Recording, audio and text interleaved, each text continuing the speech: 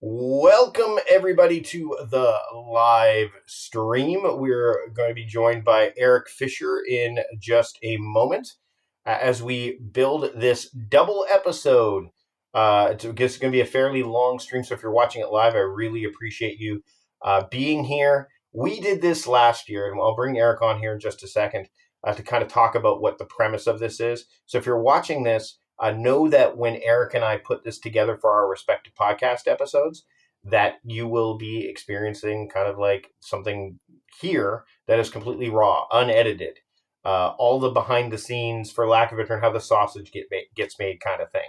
So the benefit of this is that you get to see what these words are well in advance, because we will not be broadcasting these episodes until the tail end of 2025 at a time of year where we did it last year. So for those of you that are saying, oh, well, what letters are we going to hear? You're going to hear all the letters today. Every one of them from A to Z or Z. If you are a fellow Canadian, or Brit, or anyone else that says Z instead of Z, I guess. It's good to see Tim in the chat, as well as Celtic Peasant. So good to see you both in there. We've got a few others that'll join us. If you're watching on LinkedIn, really appreciate you being here as well. And as of now, we're going to bring Erik in, the host of Beyond the To-Do List, Erik Fisher. Good to see you. Hello. Good to see you, buddy. You too. I was just sharing with everybody kind of what we did last year with this, to give them a bit of a sense. So what we did last year is, like, Erik and I, we've known each other for how many years now? 12, 15? It's got to be up there. I have no idea. Dude, more than a decade at least. More than a decade, which we can say forever, so that makes it timeless. So more than a decade we've known each other. And both being, nerds in the realm of being productive and managing time and all that stuff. Obviously, over the years, things have evolved, right? Erik's podcast, Beyond the To-Do List, has gone beyond the to-do list. My work has gone beyond being, quote, productivityist and moving into things like time crafting and exploring the areas of productiveness. But one thing that we can say is that there are certain words that embody this idea of being productive. They act as signals or triggers or what have you, and they are definitely related to it. So last year, for the first time, we did a collaborative episode where we looked at all these letters of the alphabet from A to Z/Z, and said, well, what words do we think embody this term, and that kind of fit into this realm that we both have explored for well over a decade now.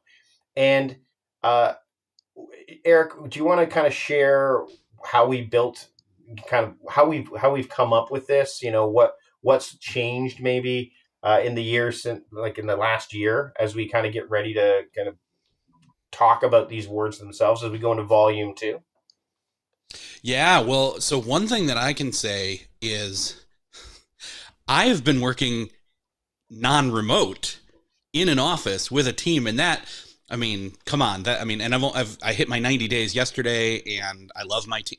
I will say this, the team that I work with, best in-person team I've ever worked with. Like, I actually like going to work and being around people. So inevitably, that definitely infected or informed, I guess is a better way to put it. It's a very interesting choice of words there.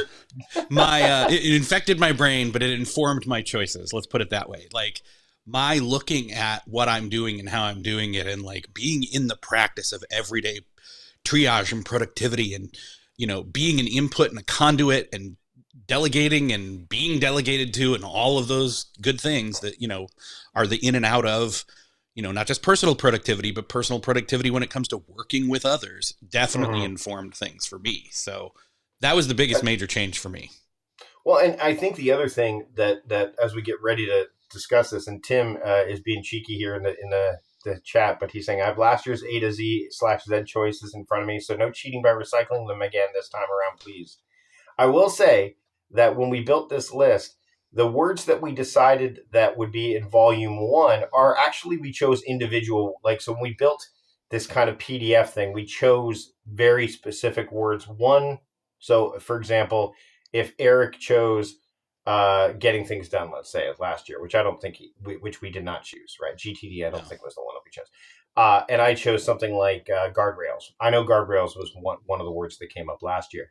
whatever one we felt was like the most appropriate, we kind of said, okay, well, that's the word that we're going to use for volume one. So you might hear a repeat from our reciprocal podcast episodes when we're talking about volume two. I think there's at least one that I noticed, but that's okay, because it's kind of like, and again, this goes back to the capture habit of getting things in front of you so that you can see them. But certain things actually, for lack of a better term, they'll land again with you. They'll be like, okay, well, this word clearly matters so much that it kind of came back up, even though it wasn't the one that we kind of landed on for volume one. So keep that in mind. Although I'm sure Tim's going to keep us honest. And Debbie, of course, is saying, I listened to volume one a few days ago, so they're fresh in my mind too. So we're going to be held to account here, which I think is fine. The way this is going to work now, again, like I said, this live stream is going to kind of give the behind the scenes a bit. So Erik, when is your episode of this going to air, so we can decide who hosts part one and who hosts part two? I can tell you when if you want, I can share when our episode's going to air. Yeah, go for it. Okay, so I'll tell you this, I'm flexible, so. Okay. So, and Sarah here, who's monitoring both YouTube and LinkedIn. So if you have questions or insights or thoughts or anything, you can throw them into the respective platform that you're watching this on. But we have indicated that our episode will air on December 24th, just in time before Christmas. So that's a Wednesday, December 24th, if I'm looking at the calendar correctly, and I am. That's when our episode is going to air. Okay. So typically my episodes air at the beginning of the week, so it'd be the 22nd. So probably I should go first. Or okay. I could be the 29th the following week. Who knows? Why don't we do it in such a whichever way makes the most sense to you? I think last year you did part one and I did part two. Right. Do we want to flip it? Let's flip it. Let's flip it. You go first. All right. You go first, and then that'll work. And look at Tim calling me out. He's right. See, this is it. GTD was chosen last year by Mike Vardy. I suspected. I actually suspected. I didn't look at last year's words. I didn't want to look at last year's words when looking at this year's. So no, we did. And again, remember, we chose words. So volume one will be like the final, like what each letter we decided would represent between the two choices. So if you're listening to this episode or you're watching this live stream, and we'll explain this off the top as well, that you may hear a repeat but the one that we finally choose as our actual word for, when we're building the PDFs together or what have you. And we'll have by the time you listen to this episode, there's going to be a bit of a surprise, especially when you listen to Erik's part two, that you may actually be able to, and if you're watching the live stream, we're probably going to reveal it during Erik's discussion here. Now, Erik, you've got a bit, you may have to jump off for a second, right? If I remember correctly. Yeah. I have today happens to be the day that there was an all-day window of the people coming to look at the furnace, and I said, okay, well, I hope they come in the morning. Then in this morning, I heard it would be this afternoon, and then I heard that it would be. I'll get a text though, and it'll give me a half-hour-ish warning, so I will know in advance, and then I will see them out the window. I just need to let them in, and then we can go about our business. So and it may not even happen. It might happen after we're done. We don't know. But we'll figure that out as things make our way through. Again, you're getting behind the scenes stuff here. So without further ado, what we're going to do is we're going to kick things off as if you are listening to part one, which will be a productive conversation episode where we tackle letters A to M. Is what we will do for part one. That's what we did last year. And then part two will be N to Z/Z. So in this case, since you're hosting part two, it'll be Z, right? And we'll take it from there. All right, we've got the recording going. Let us get started. Welcome to A Productive Conversation. I'm Mike Vardy, and with me for another collaborative episode. We've done this. This is a tradition now. After we do it 2 years in a row, it's a full tradition. Erik Fisher of Beyond the To-Do List, thanks so much for joining me to dive into volume 2 of Productivity A to Z. Thank you for having me. Glad to be here. Looking forward to it.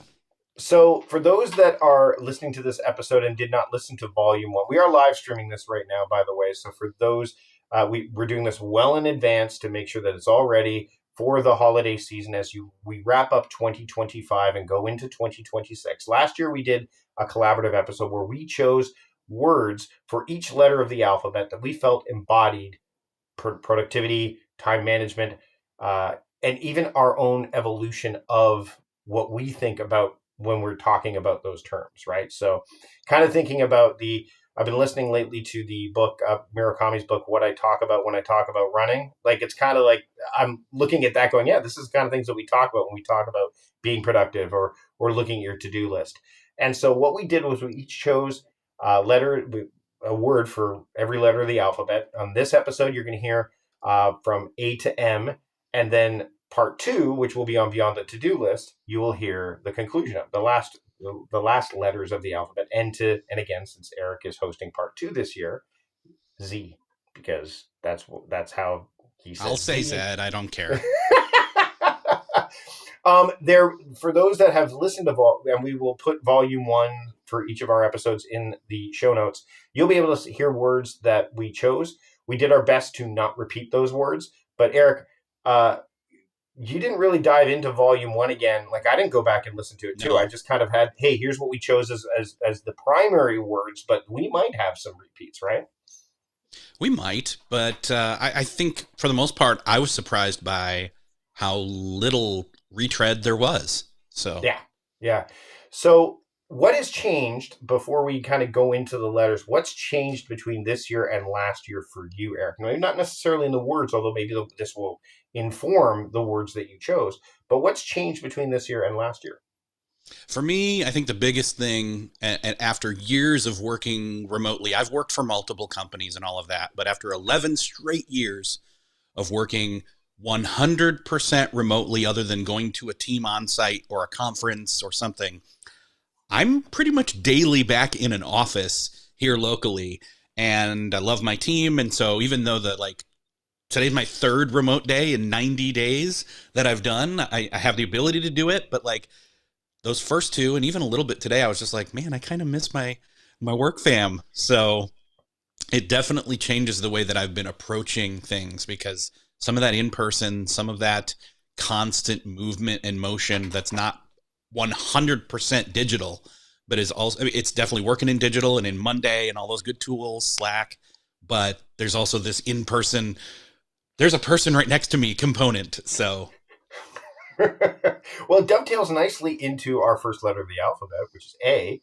And since you're the guest on this episode, why don't you start? I think it's a perfect kind of segue into the choice that you've made for the letter A. So letter A for me was adaptability. And if anything, that's what I've had to really roll with. So yeah, I would say there's been so many times that plans are made and plans are changed. And so you've got to roll with it. There's, a flexibility to it. It's again, it's an immediate, like, okay, what was the plan? Okay, now what is the plan now? Or what's the goal has changed. We haven't changed the plan yet, but the goal has changed. So now we need to change the plan according to the goal. And so adaptability is the name of the game. Like some days I come in, I know what I'm planning on doing today.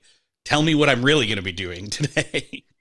Well, and the environmental aspect of it too. You've had to adapt to a different environment, where you're working, when True. you're working remotely on your own, like, when you're in your study or your office, it's you, and there is a distance there that you don't necessarily have, which is good or bad in an office environment. So to me, there's that adaptability factor that I don't know that people take into account nearly as much in 2 ways. Number one, when they go back to, working in a more, in-person environment, but also conversely, and we're seeing this too, is a failure to adapt to the new reality and norms of hybrid working, where we're seeing such a push to get people back into the offices and so on and so forth, as opposed to offering this hybrid option, which, let's face it, during the pandemic, it was something that was kind of thrust upon us. And I think that's part of the resistance, as opposed to the natural progression, because it was happening anyway.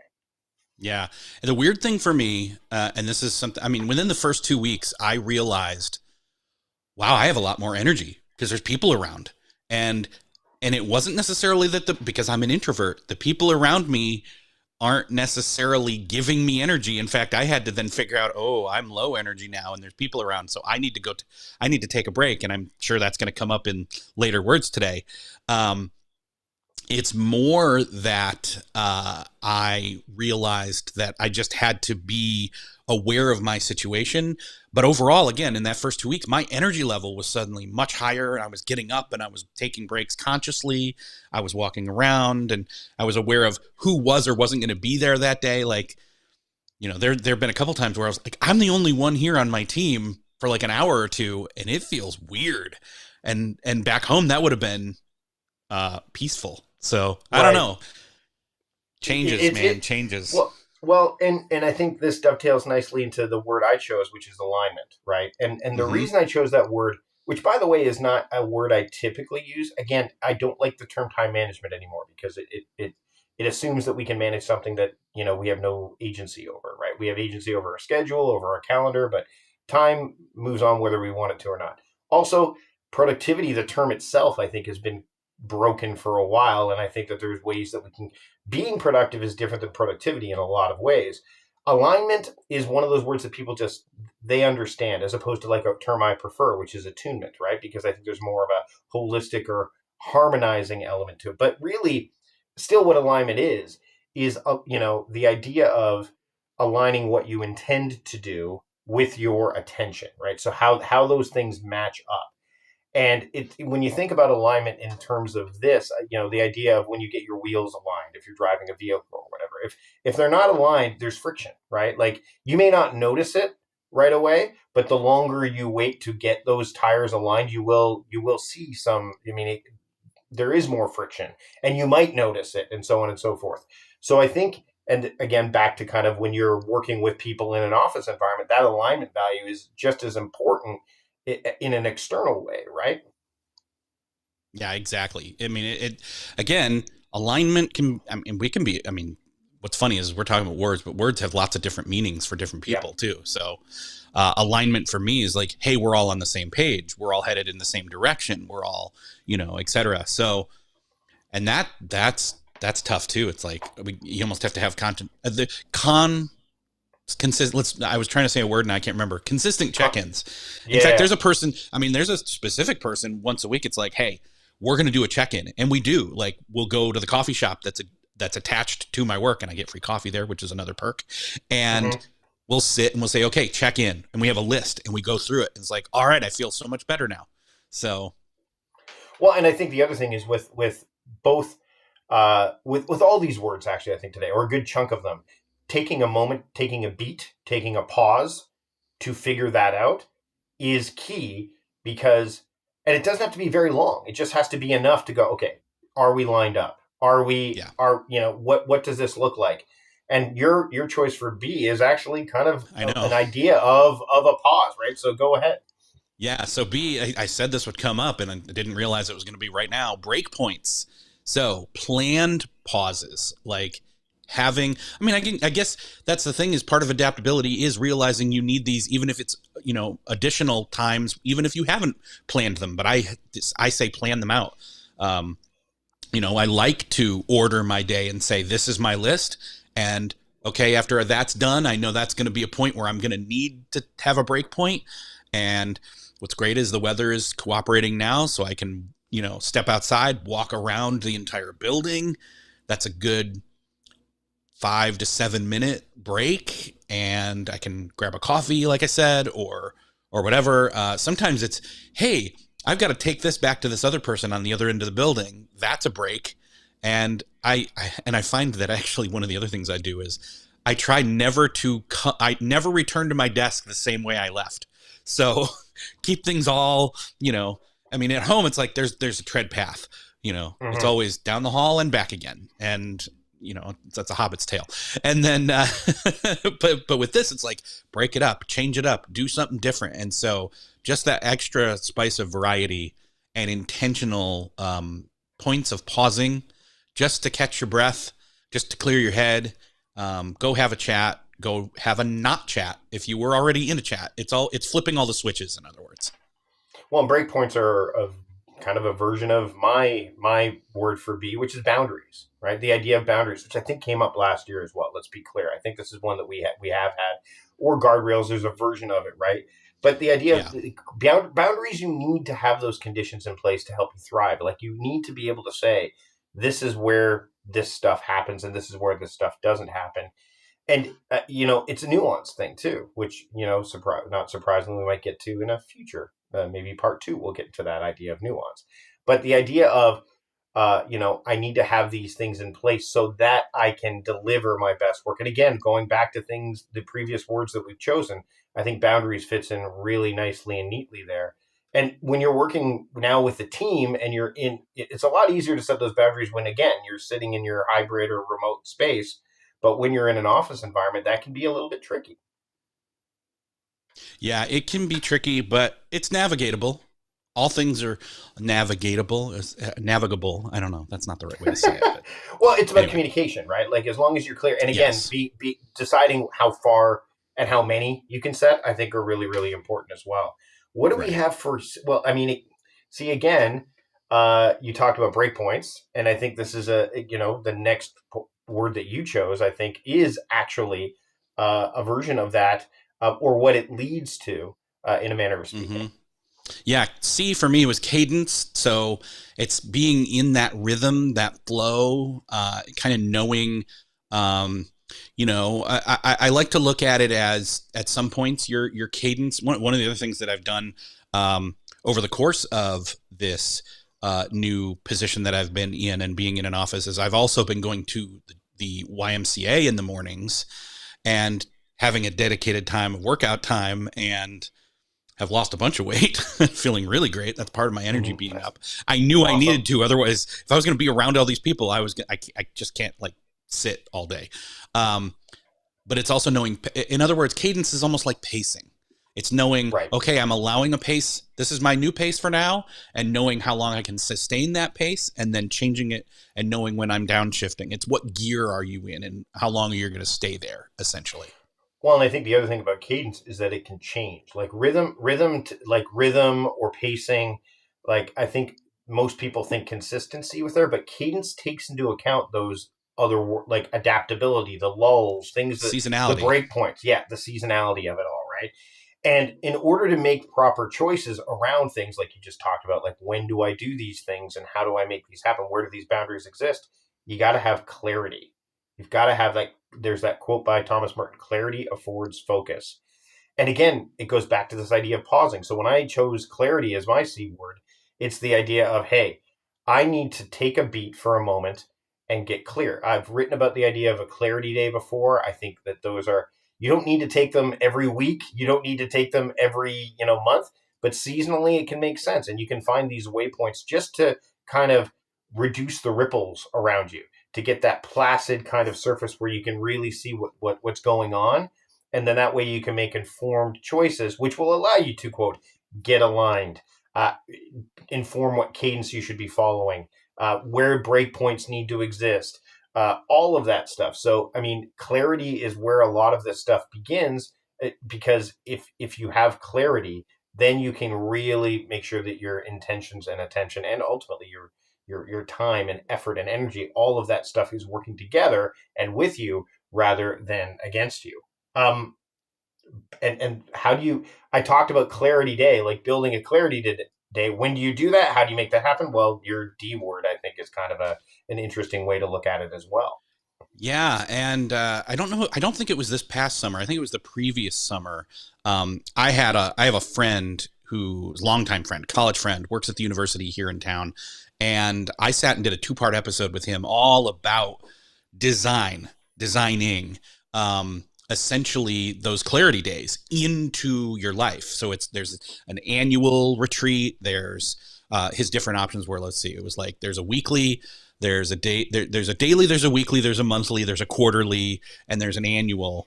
And how he basically approaches incorporating doing all of those in his schedule. And I actually recently went back because I wanted to incorporate those a little bit more intentionally in my schedule, and listened in on that. And it's a fascinating conversation. He's hugely intelligent when it comes to this. And And so I really enjoy doing that. It's my friend John Drury. And Mm.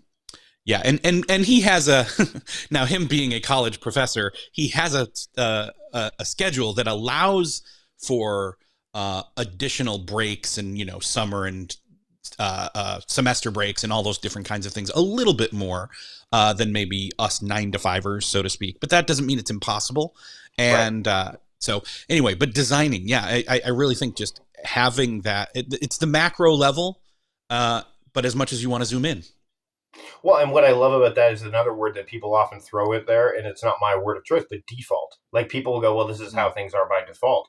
Thing is, I think a lot of people will confuse default with this is just the way it is, as opposed to design, which is like, how do I make it, right? Like, how do I make this work, right? And that takes being deliberate, and it takes deliberation, which is my choice of word. The idea of considering, of contemplating, only to a point, right? Because deliberate, and I've used this in the Ready Retreat inside of my community, the idea of being deliberate and deliberating, because it's the same word pronounced differently, meaning two completely different things, like we talked about alignment, right? So being deliberate is like, okay, this is purposeful, I'm going to do this, whereas deliberating is like, I need to think about this, but in a very intentional way. And I think, when we think about terms like planning or consideration or contemplation, if we maybe flip that word and the word that I've chosen and say, hey, if I use deliberation instead, because this is why we do these episodes, words matter.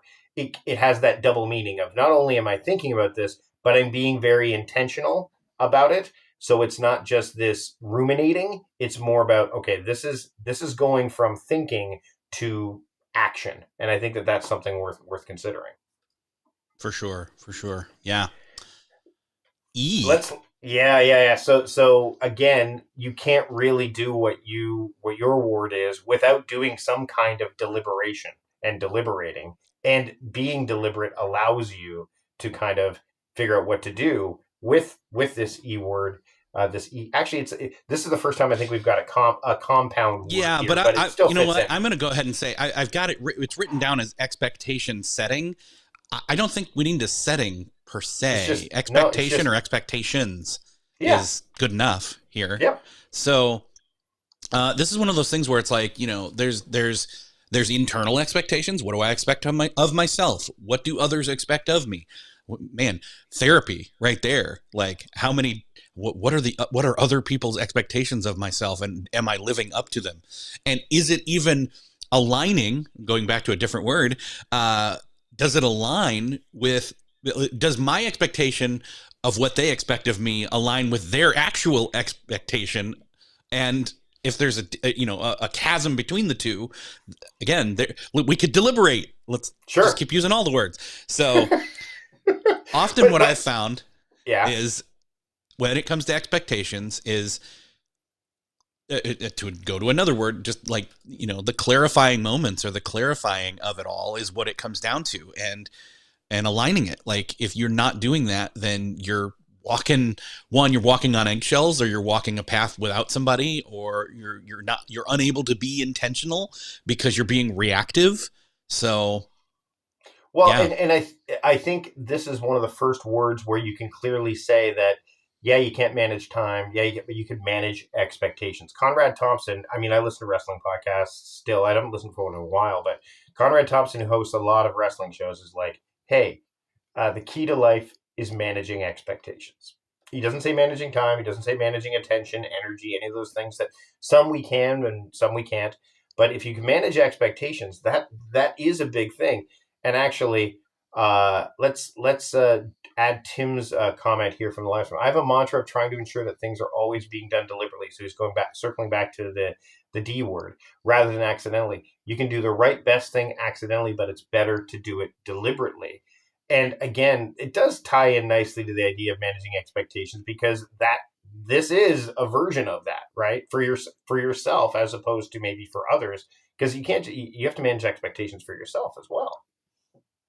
Yeah, or those that you have of others, my expectations on others, having realistic Mm-hmm. expectations, and in fact, even having realistic expectations of yourself, knowing how much you can handle without, piling on, saying yes to everything, burning out.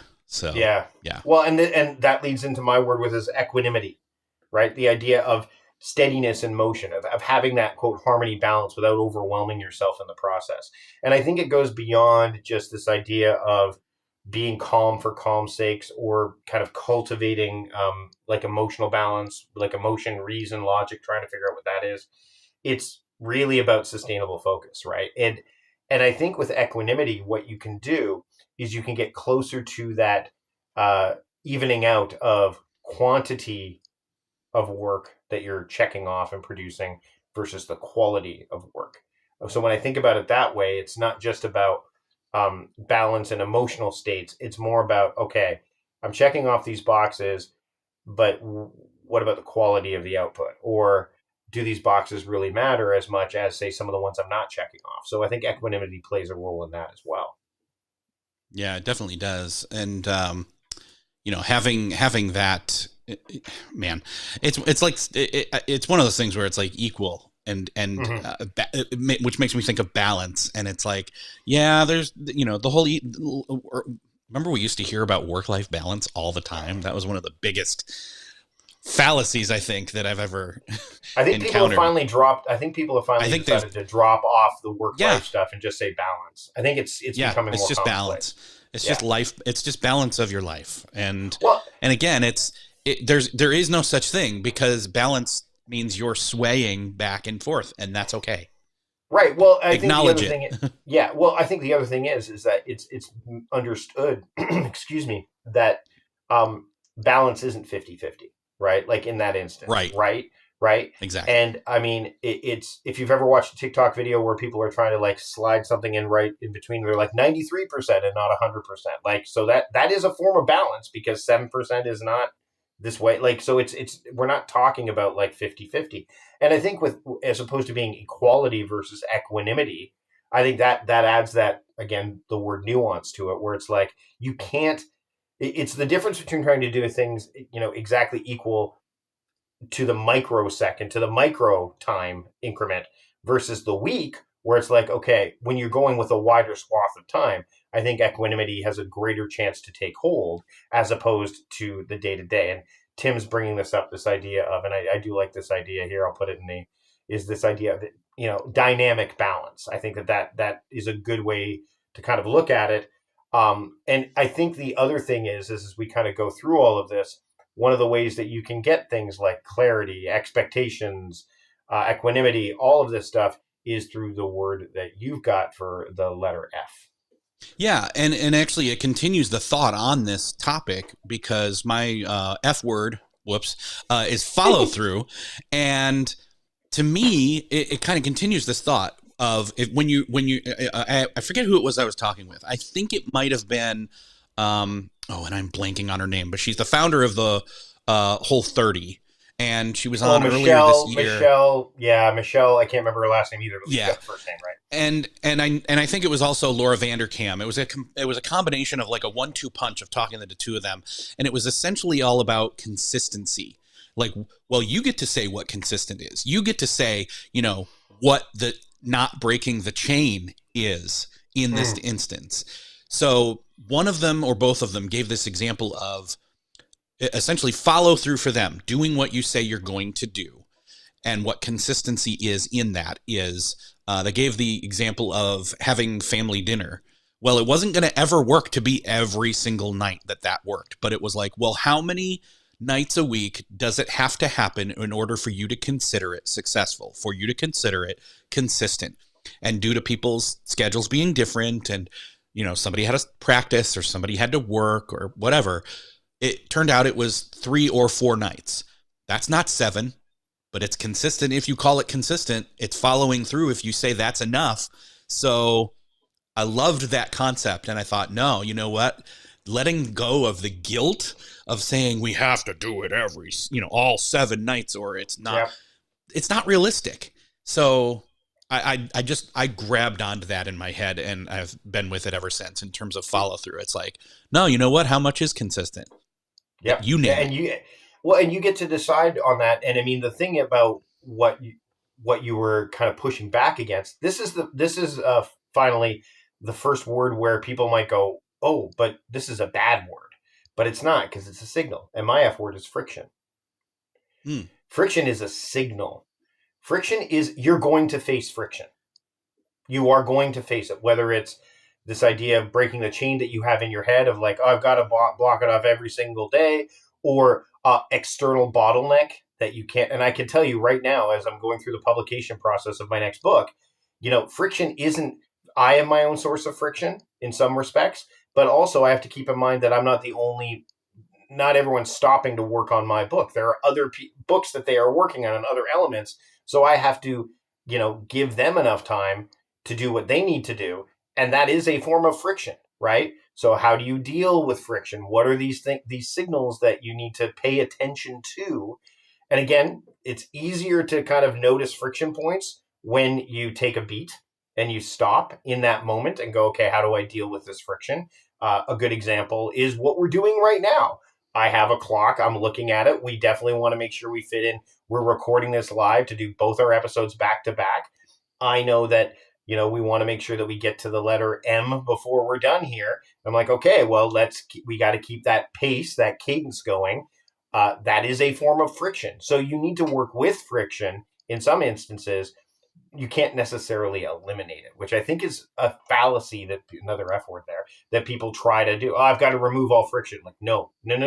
Friction is your friend because it's telling you something. It's not something that you need to kind of, avoid, because you're going to find it everywhere. Right.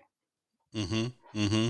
Well, it kind of ties into my G word, which is grounding. And, for me, this has been an important word this year, but especially, again, being back in an office, because it's one thing to have ADHD like I do and be on your own, and just you're the distraction, or your own brain is the distraction, or you allow the distractions, or you put up the boundaries to block out the distractions.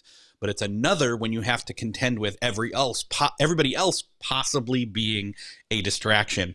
And in fact, like, I have somebody that's right next to me who also has ADHD. And he's like, all right, headphone time. And we both pick up our headphones and we put them on. And we have, both acknowledged that, like, we both, okay, cool, focus time. And it's not offensive to each other. Like, I'm not offended he said that. In fact, I'm like, oh, welcome into the ritual. Let's go. So, but it's about knowing your grounding practices. It's about knowing, oh, my attention is way off right now. I've got to rein it in, or I am overstimulated. I've got to get up and not take my phone with me, not take headphones, not anything, and just go, even if it's just a bio break, or if it's me going outside, if it's me walking around the building, or if it's me literally walking around the exterior outside of the building while there's not snow and rain and things out, but it's about grounding. It's about hitting reset. It's about destabilizing, or pulling the wrench out of the system, I guess. Yeah. Well, and what's interesting is that we're talking about all these words, again, they all are related, which is why it's productivity A to Z. Like, I mean, you're talking like grounding helps you manage expectations. It helps you get your cadence back. It's a breaking point of sorts, right? Like, the grounding elements can be there. But my G word is kind of that human component of, and we talked about this earlier, the idea of, I've got to get all this done today instead of spreading it out over the course of a period of time, about managing expectations properly. And my word, which I have a very strong affinity to because my daughter shares the name of this word, is grace. Grace and productivity are related in that it's the humane aspect. It's the human and humane aspect of it, right? We need to give ourselves grace. And it's tricky because you can't, again, there is friction. You won't be able to do it all the time. But if you can find ways like grounding exercises, like using things like, I'm going to, instead of working through my list by project or by due date, I'm going to look at my energy levels. That's giving yourself grace.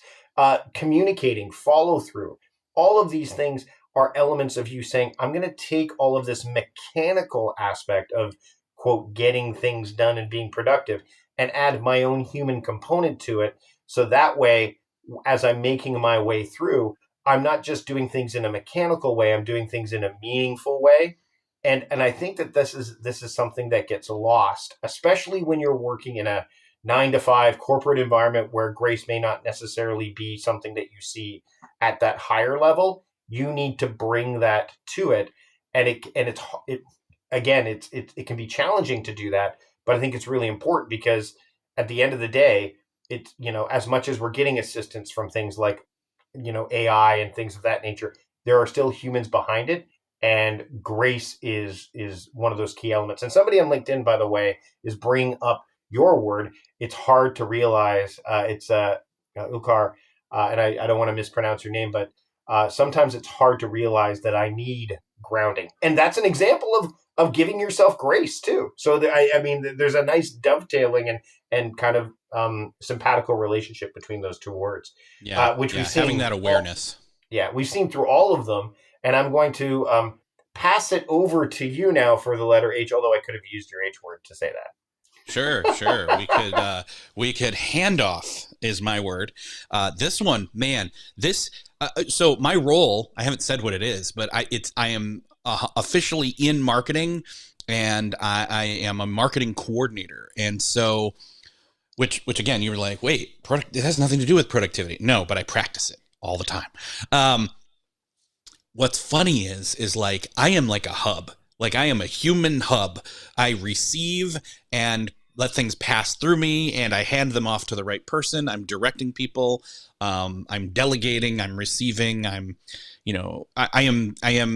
brainiac. I guess I'm absorbing, and all those different things. It's coming and going through me, and I'm deciding and triaging and handing off tasks, using different tools, passing it off to different team members, or, doing things myself when it's applicable. Man, it feels like a traffic cop for all the things that are going on. Sometimes I'm the one spinning it up, sometimes, and I'm delegating it, or sometimes it's me spinning it up and it's me doing it, or someone else, decided, hey, this is an Erik thing. And then and Erik does it, but it's interesting. So and the other thing, handoff, sometimes, it's me handing it off to me further down the road. It's passing the baton to future Erik, as I always like to say when I close out the day. It's like, okay, what is, okay, these things that I didn't get done today, because obviously stuff comes up. Is it a tomorrow thing? Is it a next week thing? Oh, does it even matter? I've been very loose with that to-do list lately, and I kind of love it. So. Well, what I love is that you kind of just talked about handing things off to the future you, which is in the horizon, which is my H word. Finally, A GTD term that came back in the form of your horizons of focus. And what's interesting about horizon is most people, when they think about horizon, I think this is, and I'm being very general here, but it's come up several times in conversations I've had in recent weeks, not just, over the years, is the horizon isn't just months down the road or years down the road, although it can be, right? Sometimes it's just, a week from now.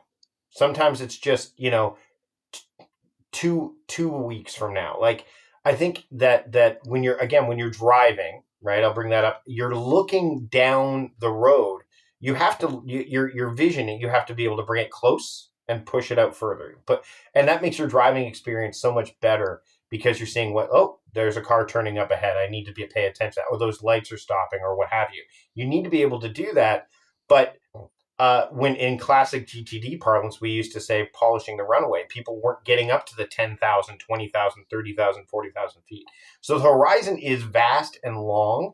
And, we live in a world which is very much live for today, because tomorrow isn't guaranteed. And remember that you will die. And I get that. And those are things that we need to, it's good to know that. But I think that if you keep that in mind too often, you forget that you can push things down the horizon, however far that looks for you. And I think that's an area that I think a lot of us don't, a lot of people, myself included, they need to pay attention to the horizon, because it gives them that perspective, which is another word that may come up, that is really, really important when you're trying to be productive. My I word is iteration. And one of the things that I'm often saying these days, I've said it so many times, I'm hoping people don't get sick of me, but it's like, we're playing a game of inches and sometimes feet is what I keep saying. And it's like, we gain a little bit of ground. Sometimes we make a leap. But ultimately it's about knowing, how much ground are we going to gain, this time versus next time. And it doesn't have to be perfect. It doesn't have to be, it doesn't have to move the needle to 11. It just needs to move it a little bit more. We just need progress, not perfection. In other words, right. Perfection may come, but only through many iterations and, or tiny experiments, as Anne would say from her book. And Laura would say, yeah, we've had her on both yeah. of us have had her on our shows respectively. Yeah. The other thing is that it also leads to perfecting, right? And that's what my word is integration, which is another kind of buzzwordy kind of thing. But I think and again, as a word nerd and a writer, I think that when I think about that word, it's not about like I need to integrate this in and I need to integrate this tool into my system. To me, it's more about how integral is this? Like the root of integration has, I think about words like integrity and integral and all of that. And so when we often hear it in a buzzwordy sense, like, oh, we're integrating this in, or there's integration happening here, much like iteration, we hear that too, in various ways. I think that when it comes to integration, the pause that we can take is how integral is this to the work that I'm doing, and it often integration can show up in forms of friction as well. Like here a great example really quickly is Evernote. Right, I literally, as we're recording this, I did a live stream with Stacy Harmon, who's an Evernote certified expert, and Steve Dotto, our mutual friend, and I have chatted about Evernote and their recent pricing and limitation changes and stuff like that. The integration of Evernote into one system, how integral is it to the way is it so integral that you're willing to deal with those limits and modify or pay the extra money? That's what I'm talking about. Like, not how do I integrate this, but how integral is this? I think that we need, if we go back to the root of that, I think we get more meat on the bone, for lack of a better term. Yeah, I love it. Let's see. Keep moving here. Jay. We are on J. Yes. We are on J. Just enough planning. So, okay, I can't, this is one of those ones where it's like, I'm trying to sneak in three words. You can justify it. Oh, come on. That's not your J word, is it? No, it's not. No, in a way it is. In a way it is. But anyways. I'm feeling this way. You're feeling this way right now, but you're feeling like I'm doing that thing to you right now, but go ahead. Yes, you are yeah. Anyway, you'll get this in a second. So just enough planning. And again, I think this has to do with, I think this is a matter of perspective and also a matter of your J word, where it's knowing how much is enough. It goes back to the cadence thing. It goes back to the consistency and the follow through thing.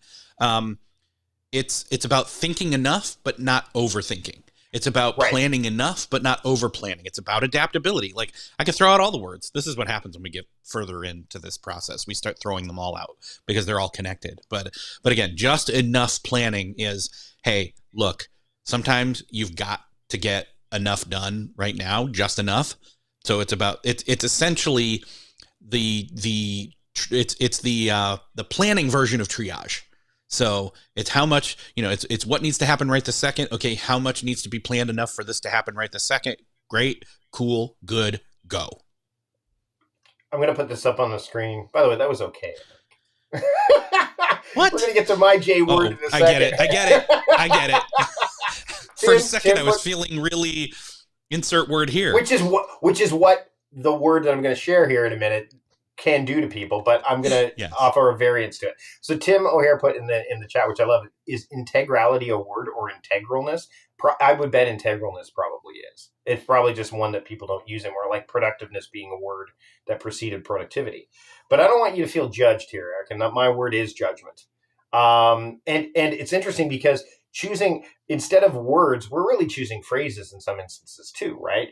And so there is this idea of like, oh, we said words, like judgment isn't, in the context of what I'm talking about, isn't about like pointing fingers or pushing people down. It's more about discernment, right? It's like again, you can't really judge something. And we often do. We jump into this judgment zone because it's where our brain naturally goes, right? Like our prefrontal cortex is, often overridden by our amygdala, which goes, oh, this is bad. You're making judgments on these things based on prior experience, based on historical data, based on even just primal instinct, as opposed to, you know, uh, does this really, like, hold on a second, let's take a step back, let's be smart about this, let's be considerate, let's be deliberate, let's deliberate, like that sort of thing. And so I think that some of the ways, again, it can be a point of friction, a good way, and we've seen people on LinkedIn saying the to-do list gives me anxiety. Well, is there a way for you to make it so it doesn't? Like, how do you, maybe working by due dates is a bad idea. Maybe you use thematic, like daily theming and theming elements, or attention paths that kind of guide you. But because you're still following a structure of some sort, you right, definitely need to be somewhere at a certain time. So right, you're calendaring in time and space. right. You're just judging it based on your current. And again, the other thing is like any kind of judging that goes on. There's nuance. There's seasons. You're not going to come up with the same response, the same decision every single time. So judgment is one of those things where you may want to, when you take a step back, you may want to reserve outright judgment so that you can discern and make sure that you're applying it correctly, which is what we've done with these words. I mean, in some instances, we've chosen words that are like phrases, and in others, maybe we're revisiting them. And I mean, your word, we did not, this is a new word, and it's actually, when we were talking about like the idea of integration and integralness and coming up with word ideas, this one was an interesting one that you chose. Yeah, this is a new one. So kinesis, Kinesis.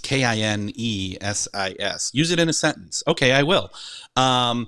It's production. It's productive. It's being productive in movement, whether that's physical movement or cognitive, and those two things, by the way, I think are very much tied together. I think often it's why I feel like I've got to get up and move. In fact, I do some of my best thinking when I'm on the treadmill in the mornings. That's why I've found that, like, doing that and starting my day with that, even though that is not necessarily my chronotype to be up super early, but I'm on that treadmill before it's 6 a.m. Some people think I'm crazy. I am one of them, but I do it anyway. But it really does, like, the motion of my body and the motion of my mind first thing in the morning make it what we say, it's not polishing the runway, but it at least, like, clears the runway for me to actually use it the rest of the day. Right. So my word, Eric, do you remember when, because we both are Mac guys, and my early days were, writing Mac stuff, and there was this phrase called kernel panic. You ever had a kernel panic? Remember what happens when you have a kernel panic? You get popcorn. No, the machine just shuts down. It can't do anything. Yes.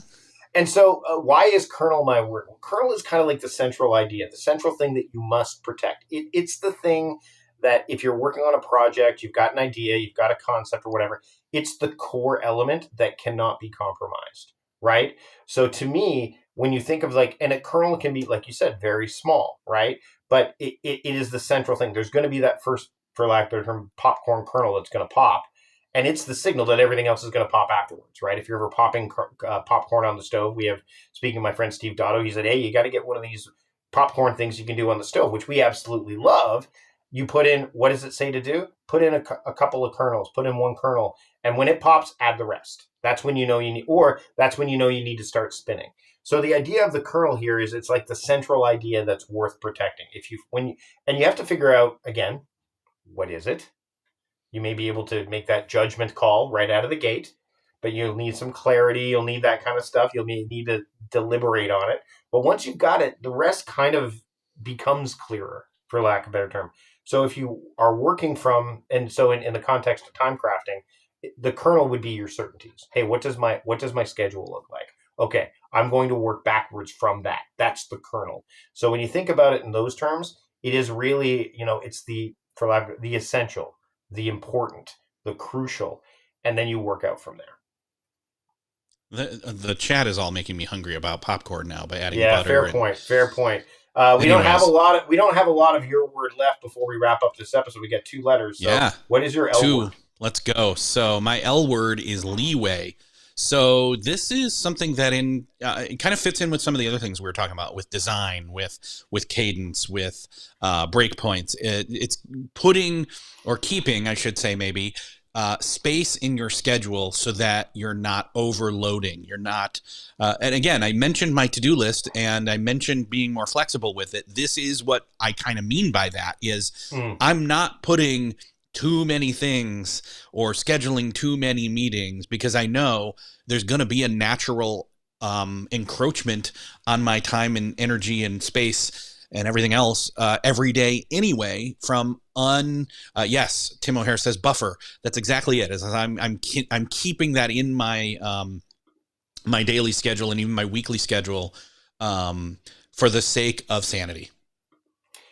And my word also involves space to a degree, and it's a bit of it's a word that has emerged more and more. I think Ann Lord talked about it. I know Chris Bailey's talked about it. Nick Milo, this idea of liminality or liminal thinking, liminal, like that the idea of the space between what was, or even what is and what's next. It's that like space there.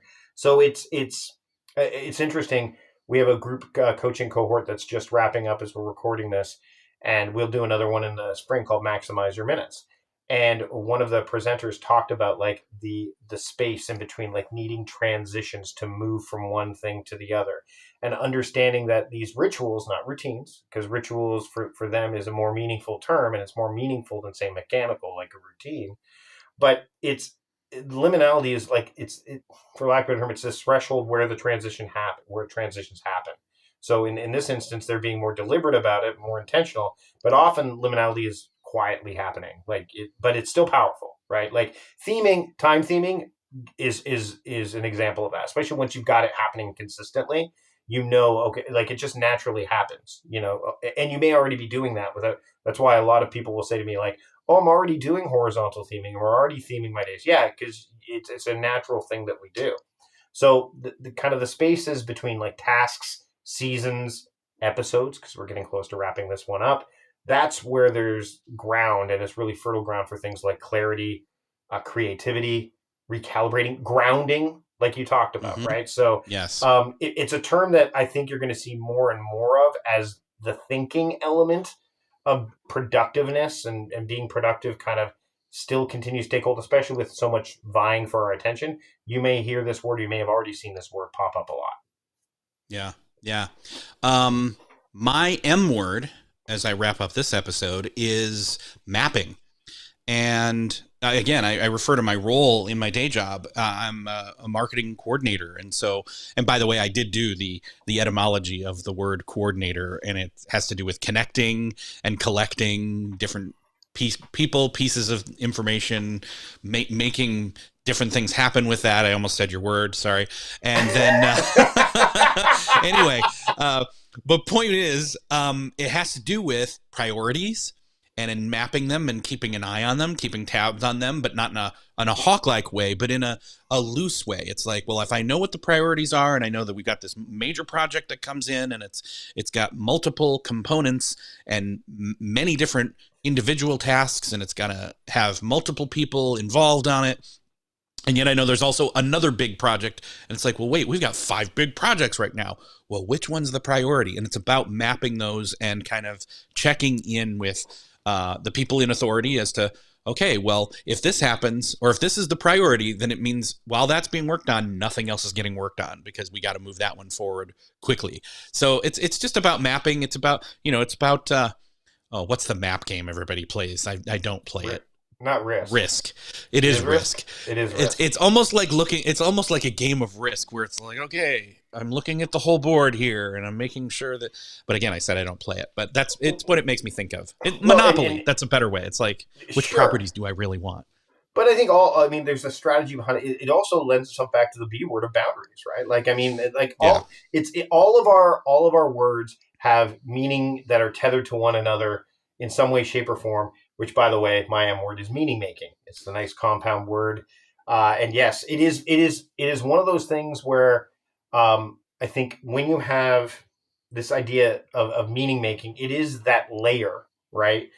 It kind of turns the things on your to-do list, and to make them go beyond that, to like purposefulness, right? Like there is a purpose to it. So which can drive prioritization. It can drive the mapping that you're talking about. It can drive all of those things that actually allow them to, it can drive equanimity, right? Like the idea of, hey, we're going to have this. It's this story that you either individually or as a team create about the work you're doing, the time that you're investing into it. And if you want to go more personal, your life. I mean, what's a popular book that everyone says people should read? Man's Search for Meaning by Viktor Frankl, right? Like, Yes. and Nick Milo, a friend of who runs Linking Your Thinking stuff, he's talked about this idea of sense making, and sense and meaning do have this idea. Like, I think sense making is the integral step before you get into meaning making, because I think that there's a correlation there. But when you make meaning deliberately, again, back to deliberation, then being productive, it just stops. You're not performative about it, because performative productivity is a huge issue. I think it's a lot of reasons why people are being, get back in the office. We need to see you working. We need to see this happening. Like, we need to see this. And and then we get that performative doing productive instead of being productive.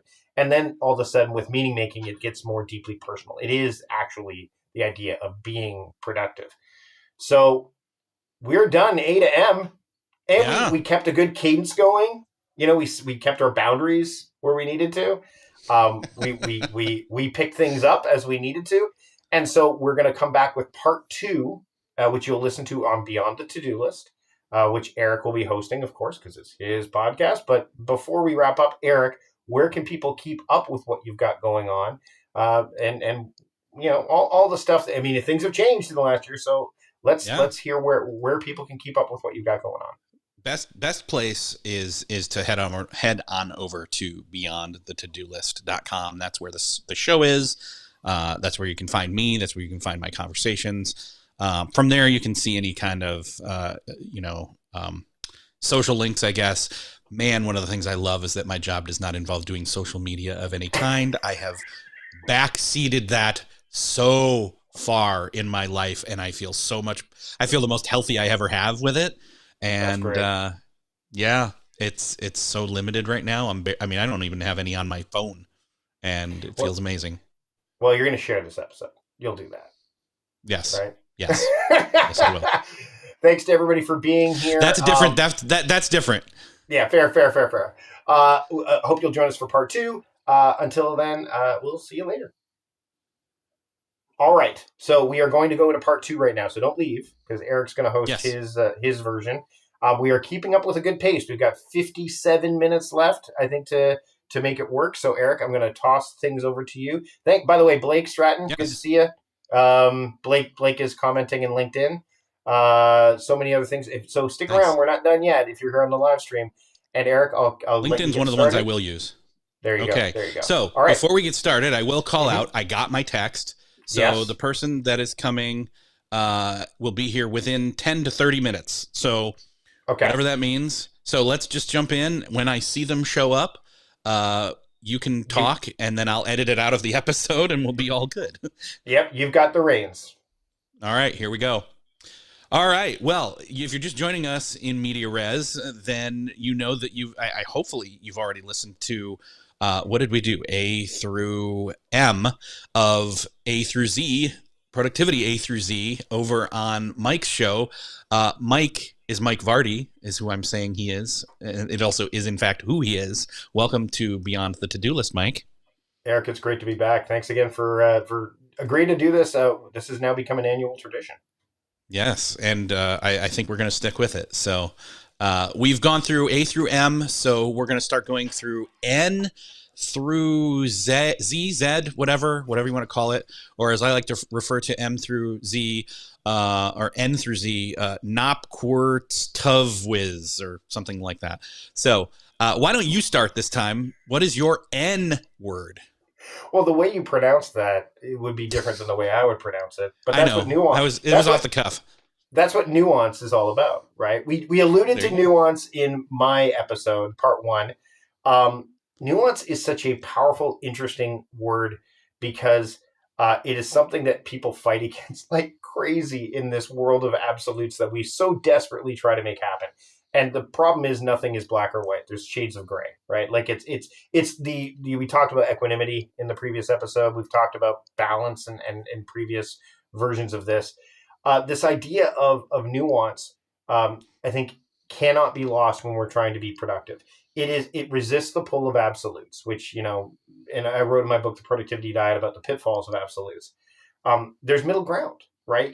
Subtle difference. You're working in an environment that requires nuance, in a very real and visible way. And as somebody who works, primarily on their own, I have a Sarah who's my, works with me as operations and online business manager stuff. There's elements there, but there's nuance to how we work together. And I think that in this culture that's obsessed with like binary answers, nuance is the thing that gives you permission to work with what's real and what is like the absolute or idealized. And I think that that's an important thing that we need to keep in mind, because nuance is what keeps us human. Yes. Yeah. It's a spectrum. In other words, there's no black. I mean, there are some black and white things, but most things are not. So yeah, it's interesting. And my N word. Oh yeah. Null days. Yeah. I because you can't just say null. That sounds stupid, but null Right. days. And in fact, that's why, taking a day off, having nothing on that spot or that time and space, one of the things that we often say is, hey, let's not be, some people say it this way, and I think it's the wrong way to say it. The intention is to reset your system. The intention is to take a break, but an extended break. It's a Sabbath to some people, right? And it's not about, so the way some people say it is, they say, oh, I'm not going to be productive today. Well, the thing is that you're creating a fallacy saying I'm not going to be productive, as if resting wasn't productive. What they really mean is I'm not going to produce anything today. In other words, you're intentionally not creating or, and again, sometimes creating is fun. So it's, but it's not doing anything that's work related, so to speak, I guess. And it's having that in the schedule, planned out ahead of time as much as possible. But sometimes you just need to take the mental health day. Well, and I think we're seeing more and more of this, like rest is a form of being productive. We're seeing more of that too. Like, I mean, on social media, which I know you're not as active on, but I'm seeing some of that. And I mean, one of the things about social media, which is an integral part of the work that I do to a degree, is, and my O word kind of leans into that, is orienting yourself, or orientation, like making sure that you're getting your bearings before you move forward. You talked about grounding in my episode, so like in part one. So I think that there is a relation there, but orienting is, an orientation is, to me, it's a consistent act of that. It's a reset that's happening, either deliberately in some respects, but often it's happening in the moment, right? It's happening like, I need to orient myself. I need to, make sure that I'm in the right place at the right time with the right mindset for me. So, reviewing things like your commitments and the context that you're in, and, even your energy, and kind of saying, how can I align, there's the A word from the previous episode, my action in a way that isn't accidental, I guess, for lack of a better term. So and I think the confusion that can happen with orientation is that it can be perceived as procrastination, and it can go that way if you decide that you're just going to constantly live there. But it's really, if done properly, more about preparation. What's funny is my word kind of goes there too. My O word, oscillation. So it's moving between modes of work, which is kind of what I was saying earlier. In terms of the null day concept, is sometimes maybe it's not that maybe you can't get to a zero producing day because your schedule or your cadence right now isn't that. You just literally can't do it, but you can switch your work mode. So deep work, light work, creative, admin. So it's like knowing and this is what you do when you're talking themed days. Mm-hmm. Um, it's which day is which day. Like, you know that, and I'm just gonna. I know that on Fridays it's like, okay, that's maybe a day to just take care of some admin stuff that sets next week up for better Right. creative output or deep output, etc. So it's by knowing those things and being able to oscillate. What's funny is the word oscillation, I think, for a lot of people means, oh no, you're oscillating. You're it means like blowing in the wind. You're just like a flag that's just blown by every. No, it's knowing which switch to flip to be in what mode, and maybe not fast. It doesn't necessarily mean a fast paced speed, but it means knowing the appropriate setting and the appropriate speed. Well, and I think oscillation is a bit more of a mechanical term than, Mm-hmm. say, like the flag waving. You brought up my word, which is cool, pacing, right? Which I think you brought a version of it up in our previous episode, the idea of cadence. So but Mike, we already used cadence. Why are we using pacing? Because to me, pacing is cadence in motion. Like pacing is the idea of, yes, different seasons require different speeds. Good pacing is it sustains that progress, right? So if cadence to me is the understanding of this is what I need to be doing and this is where I'm at, pacing is the action of that, right? That's why it's pacing and not pace, right? Mm-hmm. So people will talk about rhythm and again, consistency and all that. Pacing lives in that. And when you talk about theming, and Friday's a good example, right? Like Friday, your pacing will be different than it would be on a Monday, right? And if you have a direction, you hear the term pace car in racing, right? Like that car sets the tone for where people and again, I don't know a lot about driving, but I do know what the pace car is setting the tone, setting the tempo. Tempo is another word that you could argue, but the car's moving. The car is actually in Yes. motion, Yes. so it's not like, whereas if it's like, here's the tempo, tick, tick, tick, the car is kind of saying, hey, this is the pace that we need to be at. And I think the other thing is cadence is, again, something that you return to, right? Like, so when things go crazy, the cadence, like, okay, well, let's get back to this. And then it's that metronome. Whereas pacing's like, I need to speed up a little bit here. I need to slow down. And I think that's an element that, if you keep in mind pacing as a term that is carefully considered as opposed to speed, I think you can get closer to that idea of efficiency and effectiveness, that balance we're seeking, as opposed to just, being efficient but over what, and being effective but being too slow. Mm-hmm. Mm-hmm.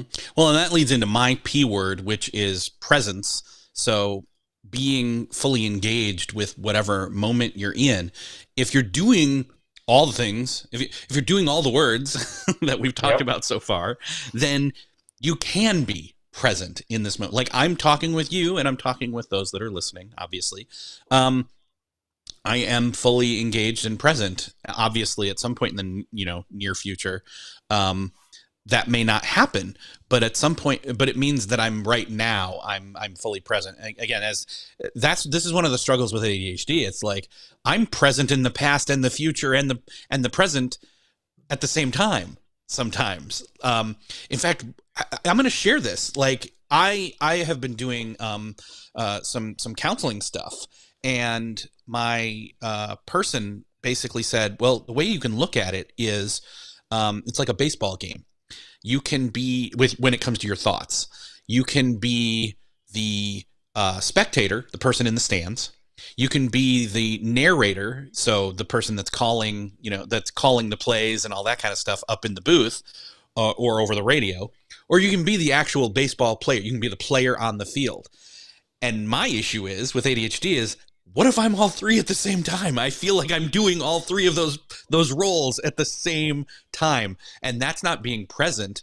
I mean, it's almost uber present, but that's the problem, right? It's like, no, you just want to be in one role at a time. So, I love that, and it dovetails nicely into my Q word, which is quietude. Not solid, not silence, because I think that's different. Quietude mm-hmm, is like it's you cannot have quietude without presence, because there's spaciousness there, right? And I think if silence is you're alone, is akin to I'm alone, and that's where silence can be found. Quietude is more solitude. Like it's the I've made space for this, right?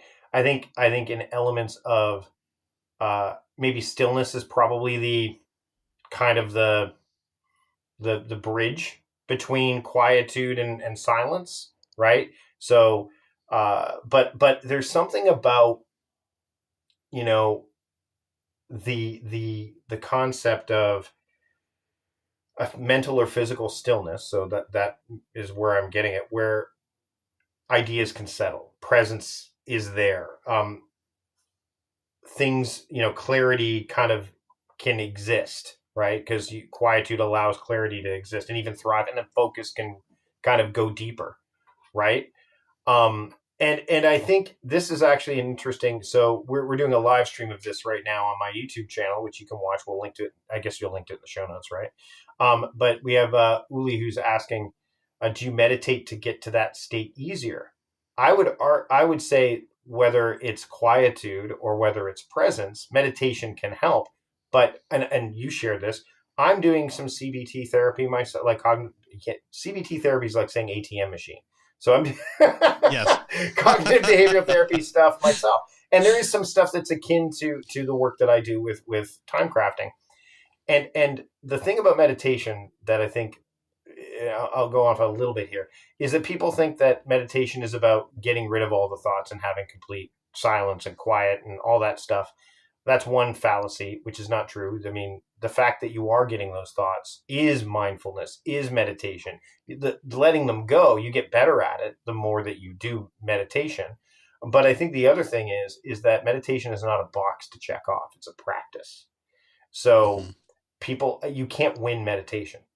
Like you can't achieve it. You can't. It is a practice. It is something that, and I think that you with meditation, when you practice it, presence and quietude become easier to access than trying than you may not be able to do without having that meditation or mindfulness practice there. Yeah. Yeah. It can be a gear that can be difficult to get to without practice. So practicing that is part of it. And it's a little bit of a minimal or minimalism type of thing, which actually goes with my word, quorum. So getting the minimum amount to be able to move forward.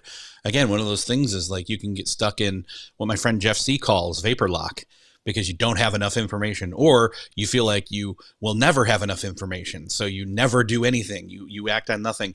Somebody in the chat, Tim O'Hare, said everything everywhere all at once. I think that applies to a lot of different, one, I love that movie. Two, it applies to a lot of different things we've said today. And so, yeah, kudos to you. But yeah, just having, again, it's almost that triage approach. It's that just enough approach, as one of the letters earlier that we talked about. It's having just enough and getting used to the practice of knowing what that is to be able to act next, because not acting sometimes is really my weakness, or vice versa, acting impulsively without enough. So it's having that right balance, but it's again having or knowing what that minimal amount is. We've gone through a lot of letters, phrases over the past couple of episodes. We're at the R's now, and I remember having a conversation with Marie Poulin. From and we both know Marie. He's Notion Mastery, all that stuff. And I remember we were talking about where my work was headed and so on and so forth. And when this word came up, my R word, I was like, I love this word because it's a nice bridge between productivity and productiveness, and it's regulation. Or if you want to pluralize it, regulations. Uh, what I love about it is that when you play a board game, you mentioned Risk, right? Mm-hmm. Monopoly. You've talked about that. It says rules and regulations, right? So regulations to me is like it's a structured flexibility, but it's guidelines, right? It's not rules. Regulations to me are guidelines. So there's direction, but not rigidity with regulations. And I think, when we see these books like, the rules, this rule, that rule, that rule, That what often happens is we say, well, these are rules we must follow because it works for them. So if it works for them, then it must work for me, right? And we've been in this game long enough, Eric, to remember the phrase "that's fine for Merlin," right? Yes. And, Yeah. and that's that is a truth. Like what's fine for Merlin or Mike or Eric is not going to be fine for a Tim or Ule or Debbie or Sarah or anyone else that's either watching as we're doing this live on YouTube or anyone that's listening to this right now. Is that regulations really help you shape behavior responses without falling into the trap of this like idea of strict rules, or worse, or maybe not worse, but equally damaging chaotic spontaneity, right? Like it's that middle ground. So when you think about the bridge between productivity, which is the act or the activity of producing, and productiveness, which is the state of being productive, regulations is like the nice sweet spot where that transition can take place. Mm-hmm. Mm-hmm. So here's where I pause and say I need to leave the screen for a matter of minutes, and we'll be back. So talk amongst yourselves. I'll be right back. No, I'm just kidding. All right. Well, it's great to see so many people here that are participating live. I love, Barb, what you put here. Yeah, no one says regulations were made to be broken. They'll say rules were made to be broken. And I think that with regulations, it's a little bit easier to kind of, I mean, again, like anything, I'd already mentioned nuance. Regulations can be flexible to the point where they could be manipulated one way or the other. So there needs to be an element of honesty, trust, humanness, maybe some grace alongside with them. But what I love about exploring words like these is it should give pause to things like, do I really need uh, is this integral to my workflow? Like, is this something I need to integrate? Uh, is alignment what I'm looking for, or is attunement what I'm looking for? Do I need rules or do I need regulations? Do I need routines or do I want rituals? And those distinctions can really matter, you know. Um, and there, Barb's got it right here. Here's a verb. To regulate is as a verb. It is to adjust to the conditions, right? So again, that adaptability there, right? It's kind of like when I talk about theming your time, right? The idea of having a daily theme that if it's the Goldilocks factor, if it's too hard, aka too rigid, then you'll run out of things to fit into that theme. If it's too soft, then there'll be too many things that fit into that theme. So you need to find that just right. And that just right will change. It will adjust based on the conditions, right? And and sometimes it just takes a simple shift of the phrase. Sometimes it takes a narrowing of it. Sometimes it takes a widening of it. It takes, as as Tim points out, and why I chose nuance as one of my words, nuance. Now, I will say, while we're waiting for Eric to come back, that this is volume 2 of our words, and there might have been some repetition, but volume 1, Eric and I built a book out of volume 1. We've been preparing it for a while. We were looking for an opportunity as when to release it, and we have and All right, Eric's let me back get my now, headphones back on. so we'll let Eric join in for this, and then it'll give him a nice clean edit break. So Eric, I was just sharing as we're getting ready to get back to your episode, that we built volume 1 as a book, right? Yes. So we Okay. have Good. that now. Good choice of dialogue.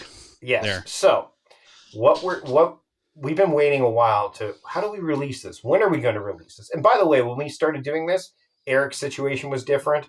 My situation around my follow-up book was different. There's a lot of moving parts. We're like, well, where does this fit? Now, Yeah. Black Friday is soon upon us, as we are getting, we're about a little over a week away from Black Friday. And I do have a Black Friday offer this year.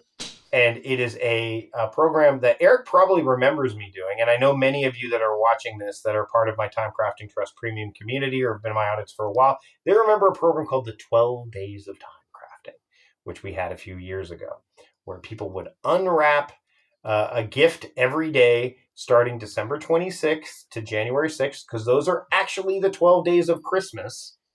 Those are actually the ones, if you look it up, and I know a lot of you are Yes. looking at like data-driven stuff, like that's what it is.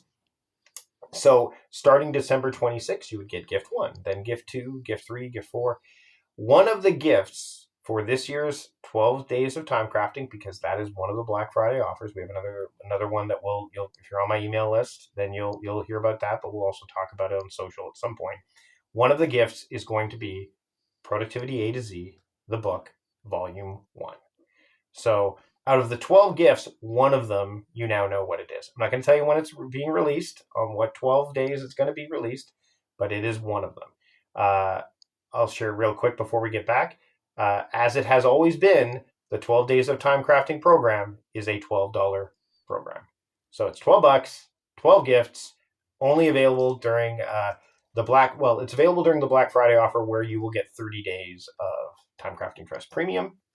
And then after Black Friday, it'll be available all the way up until when it's released, but you won't get that 30 days of Time Crafting Trust Premium. For those that are members of Time Crafting Trust Premium, you don't need to worry about it. You're going to get the 12 days of time crafting anyway. So with that in mind, and Eric, I remember going for a walk like Blake was, and I said, I'm like, this would be a great one. Eric, are you okay with this? And Eric's like, yeah, absolutely, man. Like, we got to get out we're on volume 2. We got to get volume 1 in a way that people can go and read it and absorb it. So there we go. So that now that we've kind of put that out there, and if you've made it this far in the live stream, we'll be putting the links up here in the live stream so you can access it and all that. I want to thank you for being here so far, and let's get back to our regularly scheduled programming, where Eric is going to pick things up with his letter R. All right. And scene. Okay. Let's see. My letter R is rhythm. So, I mean, this is what essentially we've been talking about this, or talking around it this entire conversation in both parts with all the different words that we've been using. And in fact, I love rhythm. I love, music and all of those good things that go along with it. Music's one of those things that I've found now, being in and around people, that I realized, I'm not listening to podcasts or music at home anymore. Sorry. I am not listening to as much music or podcasts because I'm not all by myself. I'm in so my carpool, or dropping my son off, and then my commute has been carpool karaoke lately. So anyways, but rhythm, that's not the kind of rhythm we were talking about. It's basically the flow of your energy, the flow of your creativity. I've been alluding to this the whole time, but like I said, my energy, I've been fighting to get my energy up / figure out how to keep it up or get to that point easier. Staving off burnout. What's fun, isn't it funny? The K word, the kinesis one, when it has to do with forward progress and in momentum, physically as well as mentally. Isn't it funny how the more you move, the more you feel like you can move? When it's like, the sedentary lifestyle, it's just like, it's not sedentary, it's cementary to me. It's like you're stuck in the quicksand, you're stuck in the concrete. So, but that's what this is like getting up, getting into a regular, a different R word would be routine. We'll probably use that at some point in the future, but still somebody can. But it's that rhythm. It's being able to feel that and get into that. And yeah, just again, I alluded to earlier, ADHD, my coworker next to me is like, all right, headphone time. And so we both put in headphones. I'm listening to music because it's pumping me up. So I've got playlists for that. I think you mentioned just the headphone thing again, and I think that ties in nicely to my S word, which is signals. Signals can be external and internal, right? So that's my S word.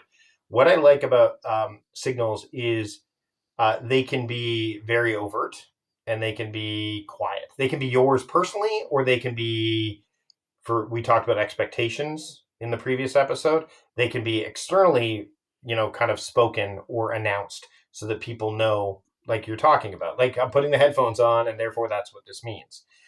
So for example, if you're using something like horizontal themes, that's a signal. Hey, I'm moving into that, and this is what I should be focusing on at this point in time. Signals, I think the other thing that's interesting about signals is that you need to make sure that they stand out amongst the noise. That's why we hear like signal versus noise or signal to noise. Signals have to be done in a way that they can rise above the din of everything else that's going on. So if you're using something like Todoist, you will use flagging, right? Like, I'm going to flag this task.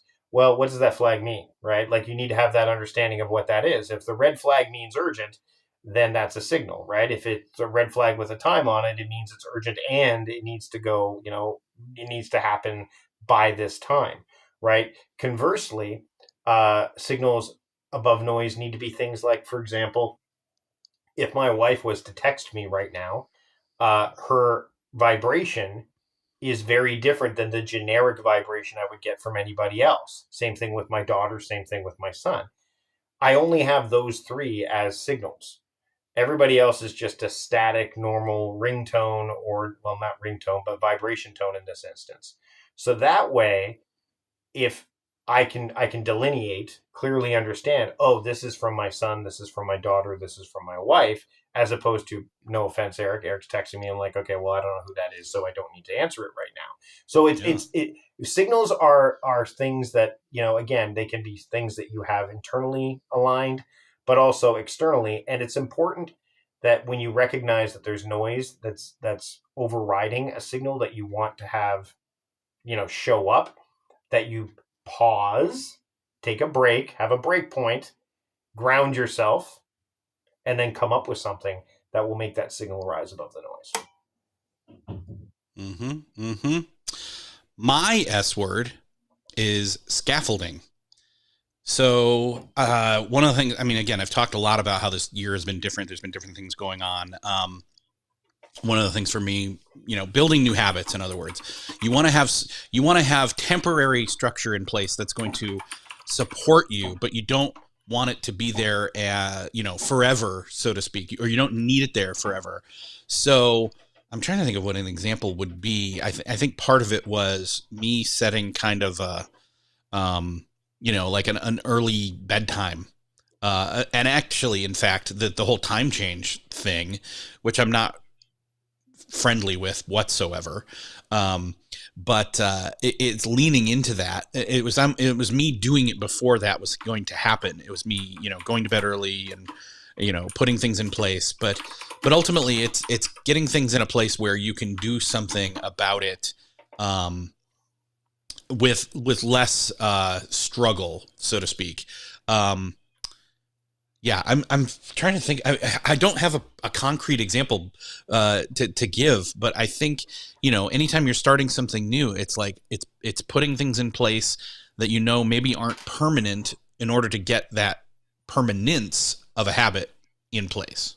I think scaffolding also shows up in, again, when I talk about time crafting, it's that people say, oh, it's a structure, it's this, it's that. Scaffolding is there to create the way that you can move about without the feeling of so much rigidity that you can't make a change, right? It supports through structure, but it's also it's a movable feast, so to speak. Like, it is something that you can adjust. And I think that is something that I think a term like that is easier for people who are so afraid of rigidity, that scaffolding is the thing that they can use as a support system rather than structure, especially when they feel like they don't have as much agency over time and task as they might actually have. It's a security. It can be a security blanket to a degree. Well, the word structure feels more permanent. Yes. Right. Putting up a structure, it feels like, okay, it's a building. You can't yet now. If you want to tear that down, it's work. Scaffolding, right. It's like, no, this is a tent. You can put it up. Yeah. It's temporary, and you can take it down. Ooh, so. You said temp, as in tempo. As no, in temporary. Tent. No, you said temporary. But temporary, yes, is and tempo. So tempo is where I'm going with next. There has been so many words that are related to cadence, pacing, rhythm, and tempo, which we've all alluded to. And I think, again, to kind of go back to the music aspect, which, by the way, I've been really into lately, too. I've got my vinyl record player behind me. I've been spending some time listening to that. Even when I say the term grace, which was my G word from the previous episode, Jeff Buckley comes in my head almost immediately because his album Grace is something that I love listening to. Tempo is, I think, the thing about tempo versus, say, cadence is I almost think that tempo might be the external factor to a degree, a bit more of an external factor than internal. I think it has an internal component to it. But I think tempo is like, this is what's happening. And it's like that metronome, like, this is the day. This is what's happening. And then how you work within that to make, quote, music is the way it goes, right? So tempo to me in this context is, hey, this day feels like today is a great example of this, actually, as we're recording this. I've done one live stream with my Maximize Your Minutes group cohort as we're wrapping things up with their capstone projects. Then immediately we've gone into this 2-part episode recording. Then after that, I have a meeting. And then I'm doing a webinar with Steve Dotto. Like, the tempo of today is bang, bang, bang, bang, bang, bang, bang. How do I move within that? Again, it takes into account things like grace and rhythm. It does require a bit more, for lack of a better term, you can't help but be present in a situation where things are like that, because otherwise things will fall by the wayside. So to me, tempo in this context is kind of like, what's the vibe of the day? What's the groove that's happening, if we're going to use musical terms? And then how do I dance to it? Yeah, love it. All these musical terms are getting me. I don't know. I don't know what it is, but it is what it is. Anyway, my T word, which I actually forgot was in the mix, and I've said it multiple times now throughout these this conversation that's been ongoing, is triage or triaging. So, this is, it started as a medical word. It was a battlefield thing. It was triage. It was, you treat those that can be treated. You don't waste time treating those that can't be treated. In other words, this person can be treated. Okay, get them there, and so on. In the productivity world, triage often is coupled with triaging your email. It doesn't have to just be that, but it's basically sorting things by urgency as well as importance and how things matter in terms of priority. And so it's in the moment, on the spot, prioritizing for what are you going to do right this second? What can you even do anything about? What is, this is it. It's the Eisenhower matrix, but in real time. Like, it's at this moment. Boom, boom, boom, boom. Right. Right. And I think the other thing too is that triaging, I think the way that you kind of deal with triage in a certain way, if you think about a hospital, right? Like, certain things happen in the emergency room. That's the triage area, right? But often they will push you off to another area, right? Like, oh, you're having chest pains. We're going to take you off to this area where we're going to give you an ECG. Oh, you're having this. Okay, we're going to take you off to here. So triage isn't always where the action takes place, but it is where the decisions take place, right? At the very least. And sometimes they need to be, to go back to a word from judgment calls. Sometimes there's more time to deliberate. Sometimes you just got to make things happen in the moment. And I think the tricky part is that you can't, that if you treat it all the same way as like, I have to do this now, there's that urgency aspect to it where you're not taking, again, as odd as this sounds, like, this has happened a few times during our conversation here, is that idea of cadence, rhythm, tempo, pausing, like, even just for a moment, judging and understanding that you don't need to spend 30 minutes making an assessment of it. Often you can snap judgment, right? So to me, I think that's it. And by the way, as we're going through this, so again, on the live stream, it's now 1 for 1 in repeat words. I chose boundaries, and Erik chose triage. And I chose triage. I didn't realize. It's because I didn't look at last year's words. I wanted to bring words that felt appropriate for this year collectively. So if something happened to come back up again, it meant that it was 2 years in a row, I guess. Well, what we were doing is letting things unfold, right? Unfolding is such a very key part. Oh, by the way, that's my U word, is unfolding. So it's the practice of letting plans develop naturally, right? Like, things will unfold. And again, it's this idea of, it ties itself up nicely to things like grace and And again, even rhythm, right? Like things that unfold instead of when we try to create forcing functions around things that we just cannot. It's like the difference between the word control and command. You brought up the baseball metaphor earlier, right? In Yes. our conversation. So I love the idea of the seasoned veteran pitcher like a Justin Verlander versus like a fireballer a young hotshot pitcher who has got a fastball that he can throw 100 miles per hour or whatever. What I love about that idea is that young pitchers try to control the strike zone, right? But veteran pitchers command it. And the reason that they can do that is because they don't have to hit the strike zone every time. It's more about the hitter than the strike zone. They've seen that hitter so many times, or hitters like them so many times, that they can go, oh, I know what this guy likes to swing up and inside. So even though it won't be a strike, I know he's going to swing at that because he can't lay off that pitch. Whereas a person trying to control the strike zone is looking at this very limited box, which, by the way, back to nuance, can be different depending on who the umpire is behind the plate, right? So it's very interesting. So and again, the baseball story of this past year, the World Series, if we didn't let that unfold the way it did, it would not have been as beautiful as it is. So sometimes letting time unfold things the way that they are just naturally going to unfold is the most productive thing that we can do. Yes. Yes. All right. Mine is unburdening. My U word is unburdening. So one of the other things that had to do with thoughts and the ADHD stuff is not holding all the thoughts or having all the thoughts or whatever you want to, however you want to terminologize. That's better. The thing is releasing the load, getting the load off your mind by externalizing or expressing those thoughts. And for me, this has come again, partly in the form of me thinking while on the treadmill and having those thoughts, but then it's also me getting into, I know, Mike, this is going to be something you're like, really? You haven't been doing this? Journaling. Like I've done it in the past. I haven't done it in a very long time, but have recently picked it back up.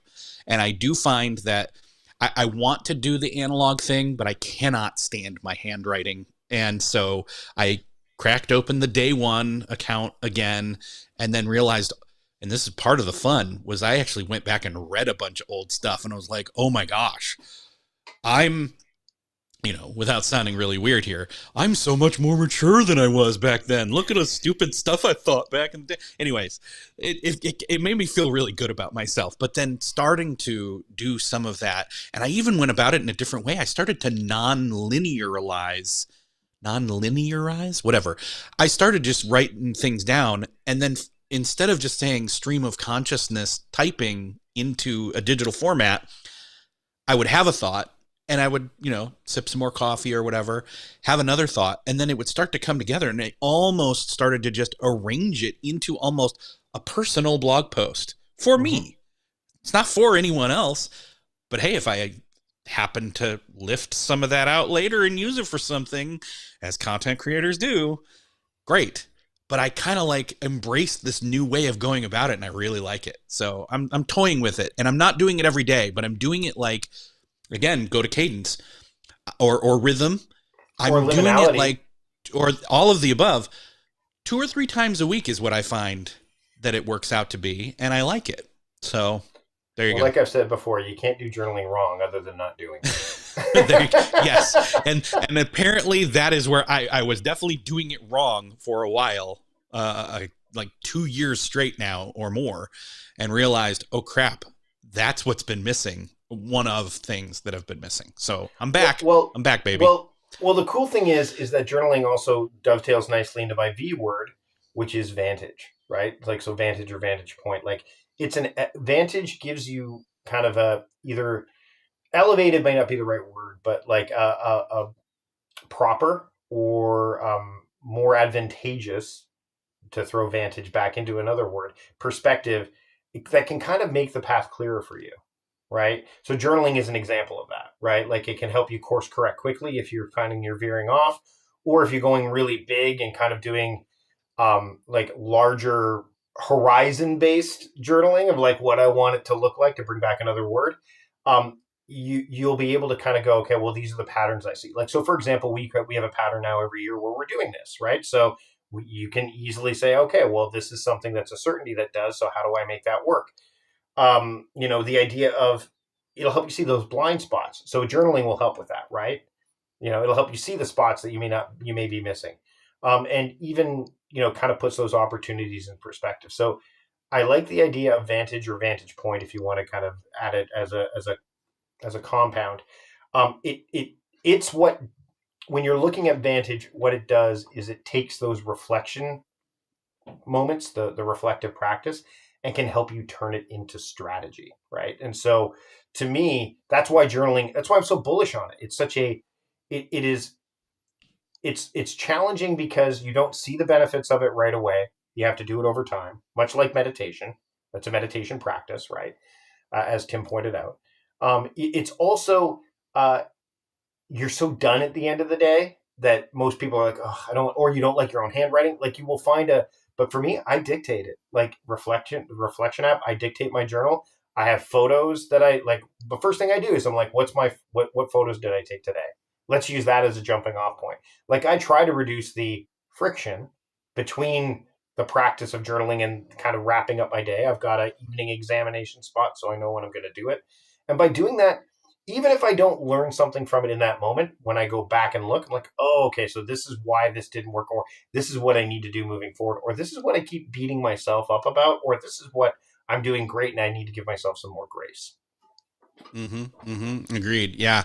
One of the things that for me, the journaling thing has done, when it comes to, this, somebody was asking what your U word is, by the way. It was unfolding.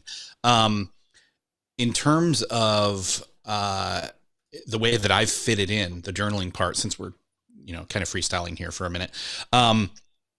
What I've found is me doing a little bit of the checking in and pre-work and triaging and making sure there's no fires at home in the interim time of I've worked out, I've gotten home, I've cooled down, I've prepped for the day, I'm waiting for my son to finish getting ready, and I take him to work, to school, I mean, and then I go to work, and then I'll go into the coffee shop with my laptop and I'll have some of that time then.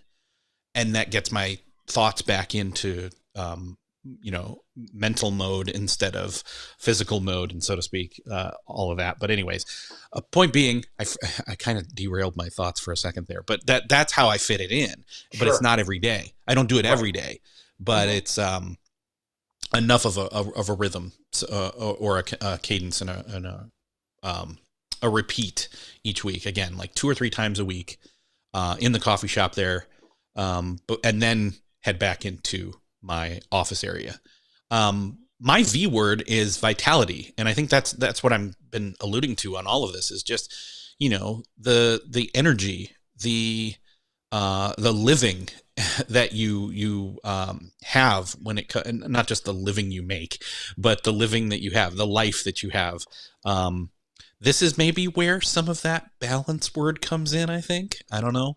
But it has to do with, for me, I'm getting a lot of, I think part of it is like doing quality work and seeing others around you do quality work. But also sometimes it's the quantity of work. It's like, oh my gosh, look at all of this we got done.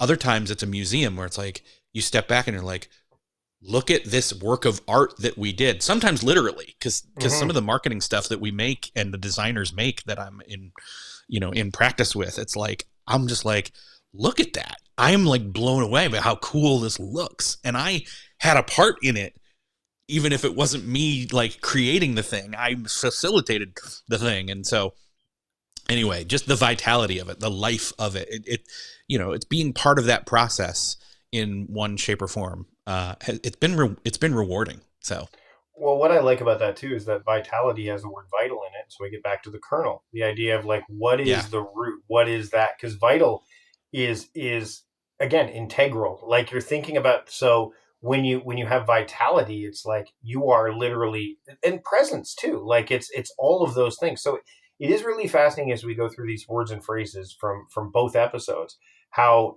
there is correlation, not just between one or two, but there is a thread between all of these that obviously falls into the line of productivity, but also some of the connective tissue between those words are so strong that if you were to just look at those words, you could get a lot out of it. Like you could say, if I just look at the ideas of rhythm and tempo and cadence and pacing and start there, it's going to help you. If you look at things like vitality and equanimity and grounding and clarity, like again, this combination.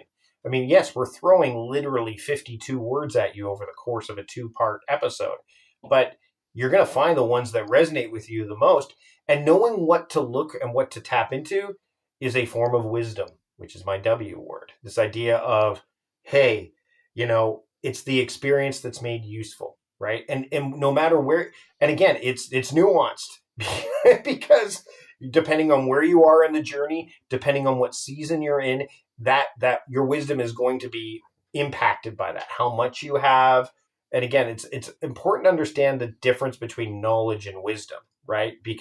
And even understanding, right? So it's interesting that wisdom also is tethered to this idea of journaling and reflective practice, because reflective practice aids in wisdom, because you see those patterns. You can course correct, or you could double down, right?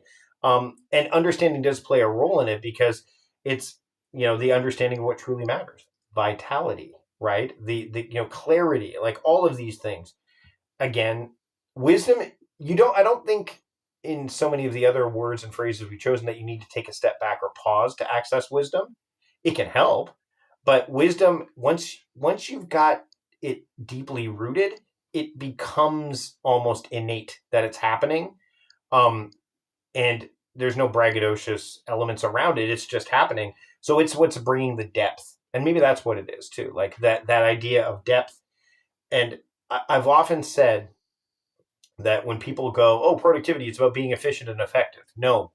That's the byproducts of being productive. And I will die on that hill. Productivity is the active link between intention and attention. You keep that link going, then you become more efficient and you become more effective. You misrepresenting productivity as, oh, it's about being efficient and effective is a fallacy. And the only way you understand that is with wisdom. It's about those things happening, but it's not. That's Sure. Not the front loading of it, for sure. Right. Those are right. It's absolutely.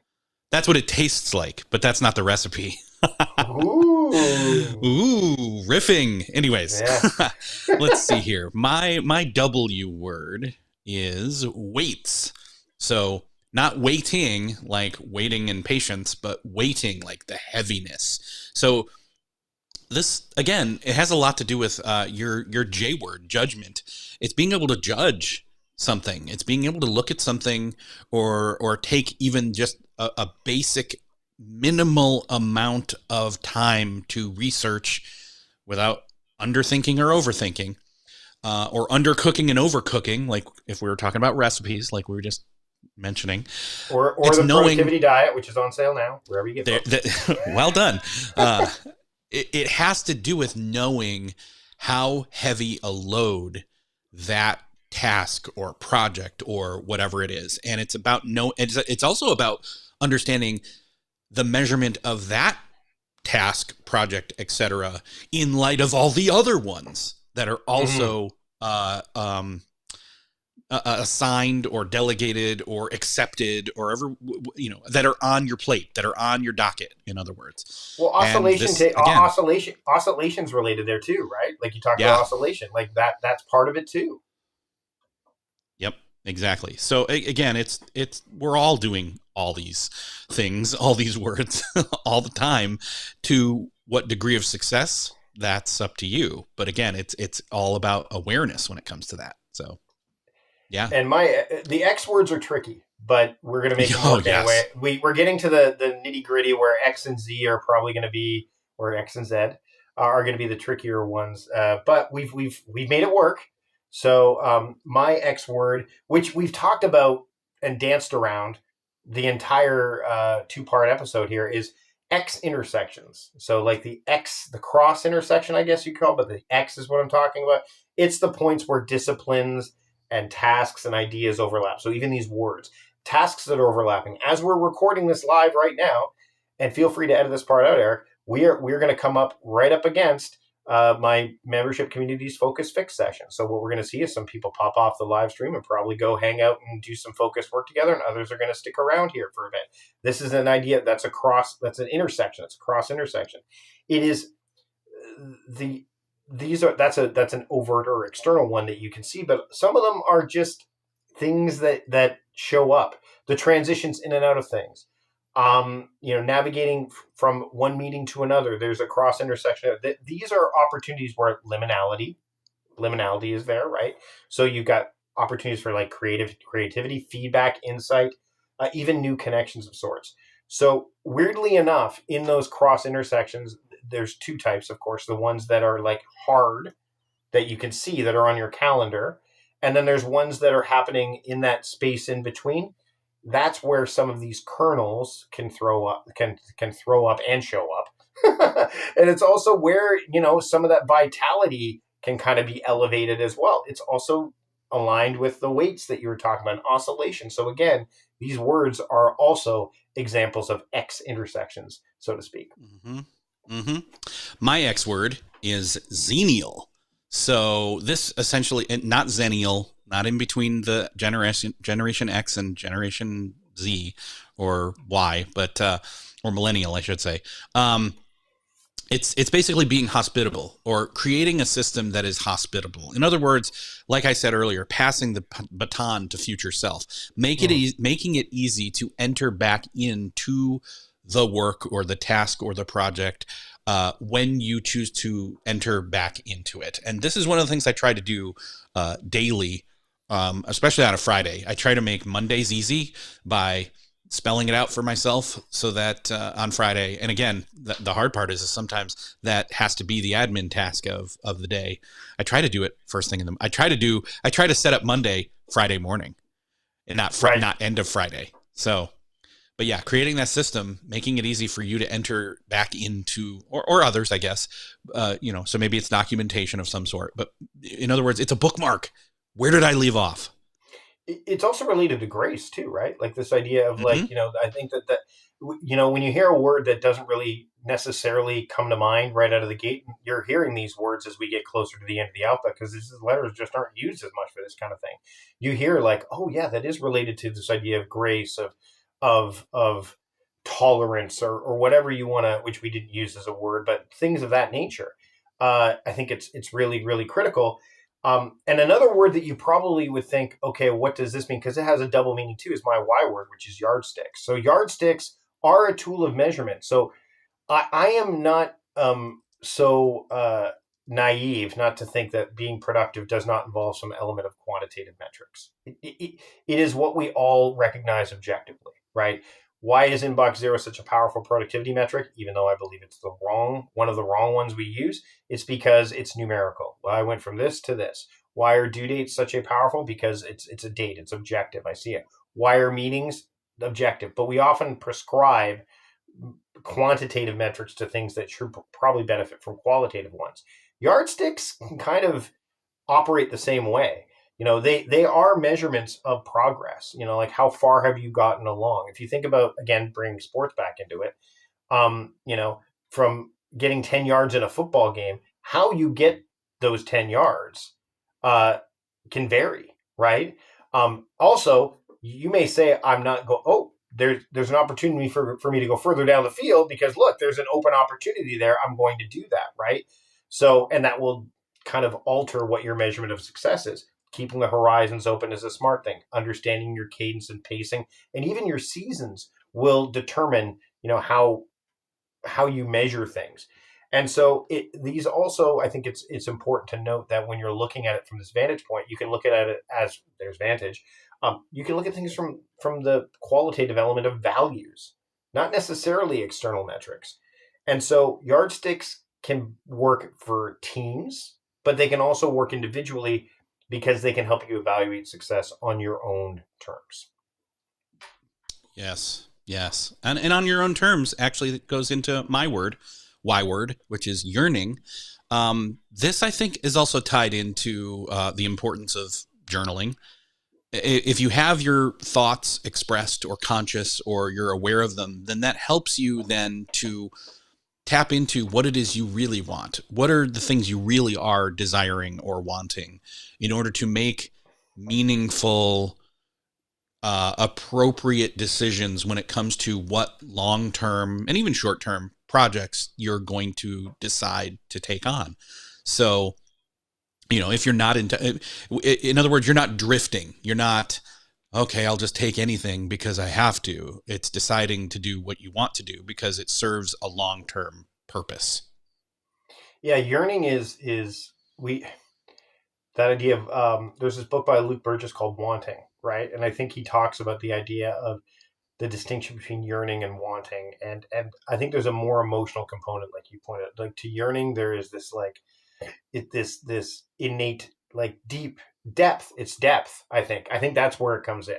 To me, at least, when I hear that word, it's one we don't, like you pointed out, we don't hear a lot, and this is one. So as we get to Z or Z, that it's as tricky as X in some respects, but I do have a bit of a cheat code for this one because Zettel is my word. And this is an area I could actually benefit more from in terms of an organizational component. So Zettel, if you've heard of the term Zettelkasten, it's like a method of organizing notes and thoughts and ideas and concepts. It's often associated with personal knowledge management tools, and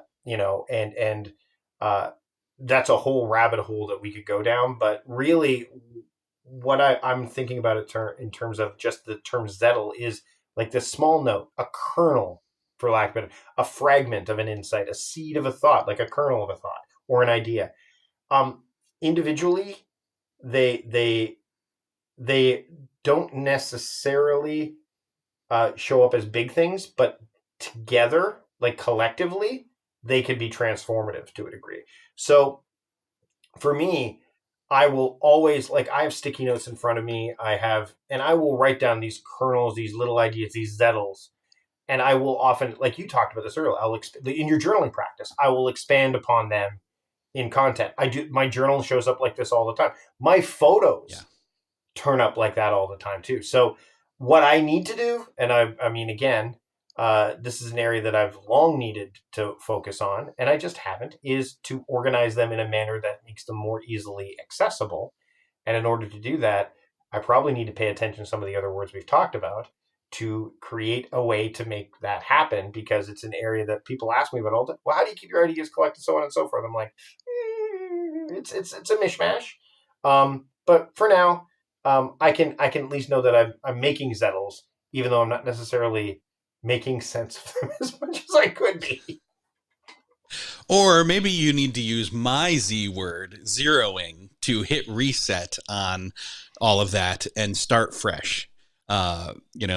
Declare bankruptcy in other words. Reset your system, reset your calendar. Just sometimes we have to. Sometimes one of the metaphors when it comes to creating that I've used and others around me have used in my workspace is, it's a kitchen. Well, sometimes you've got to clean the kitchen and before you can start over. I love the show The Bear, and so that's got a lot to do with it, I think, as to why I've been thinking that way. But yeah, I got to tell you, sometimes just clearing my desk or cleaning my desk here and, in both offices that I do it with now, having things, put in there, everything in its right place. It really just helps it. Yeah, it just, exactly. It helps to have that reset moment and just walk in clean and clear without clutter, to be able to start fresh again and really just approach things anew. So we did it. With that, we did it. We got to zero. No pun intended. and now we have a fresh start for volume 3 next year, which, yes. And what's interesting is, for those that have listened to both parts, we will, we don't come up with these like months in advance. We have ideas of what we might want to do. This is kind of our version of the year-end list. It's like, I guess, here are the albums I listened to, the movies I watched, like the books. This is kind of it. And we need choices.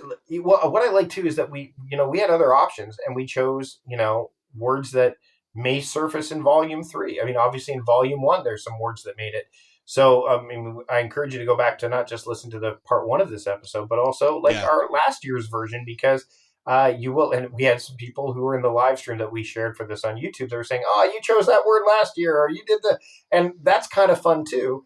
So yeah, this has been a lot of fun, Eric, and I'm really happy that you took time and we both took time to make this happen. Yeah. Well, Mike, let's let people know where they can find you, since this half of the conversation is my show. So let people know where they can find you and all the things you're doing. Well, you can find me at mikevardy.com, or if you want to sign up for my weekly newsletter, The Lantern, it's mikevardy.com/light. Of course, you can subscribe to A Productive Conversation, which is my podcast. We aired this entire 2-hour marathon plus on my YouTube channel. You can find all of that if you just go through mikevardy.com and even, again, so signing up for my newsletter, you'll be able to get access to this stuff fairly easily. I'm all over the place. Unless social is no problem for me. I've got my boundaries around that too. So It's again, not a problem for me from either. I'm just doing it less. But this has been, like, again, I love this stuff, and I'm so glad we had the opportunity to do this. So thanks for having me on.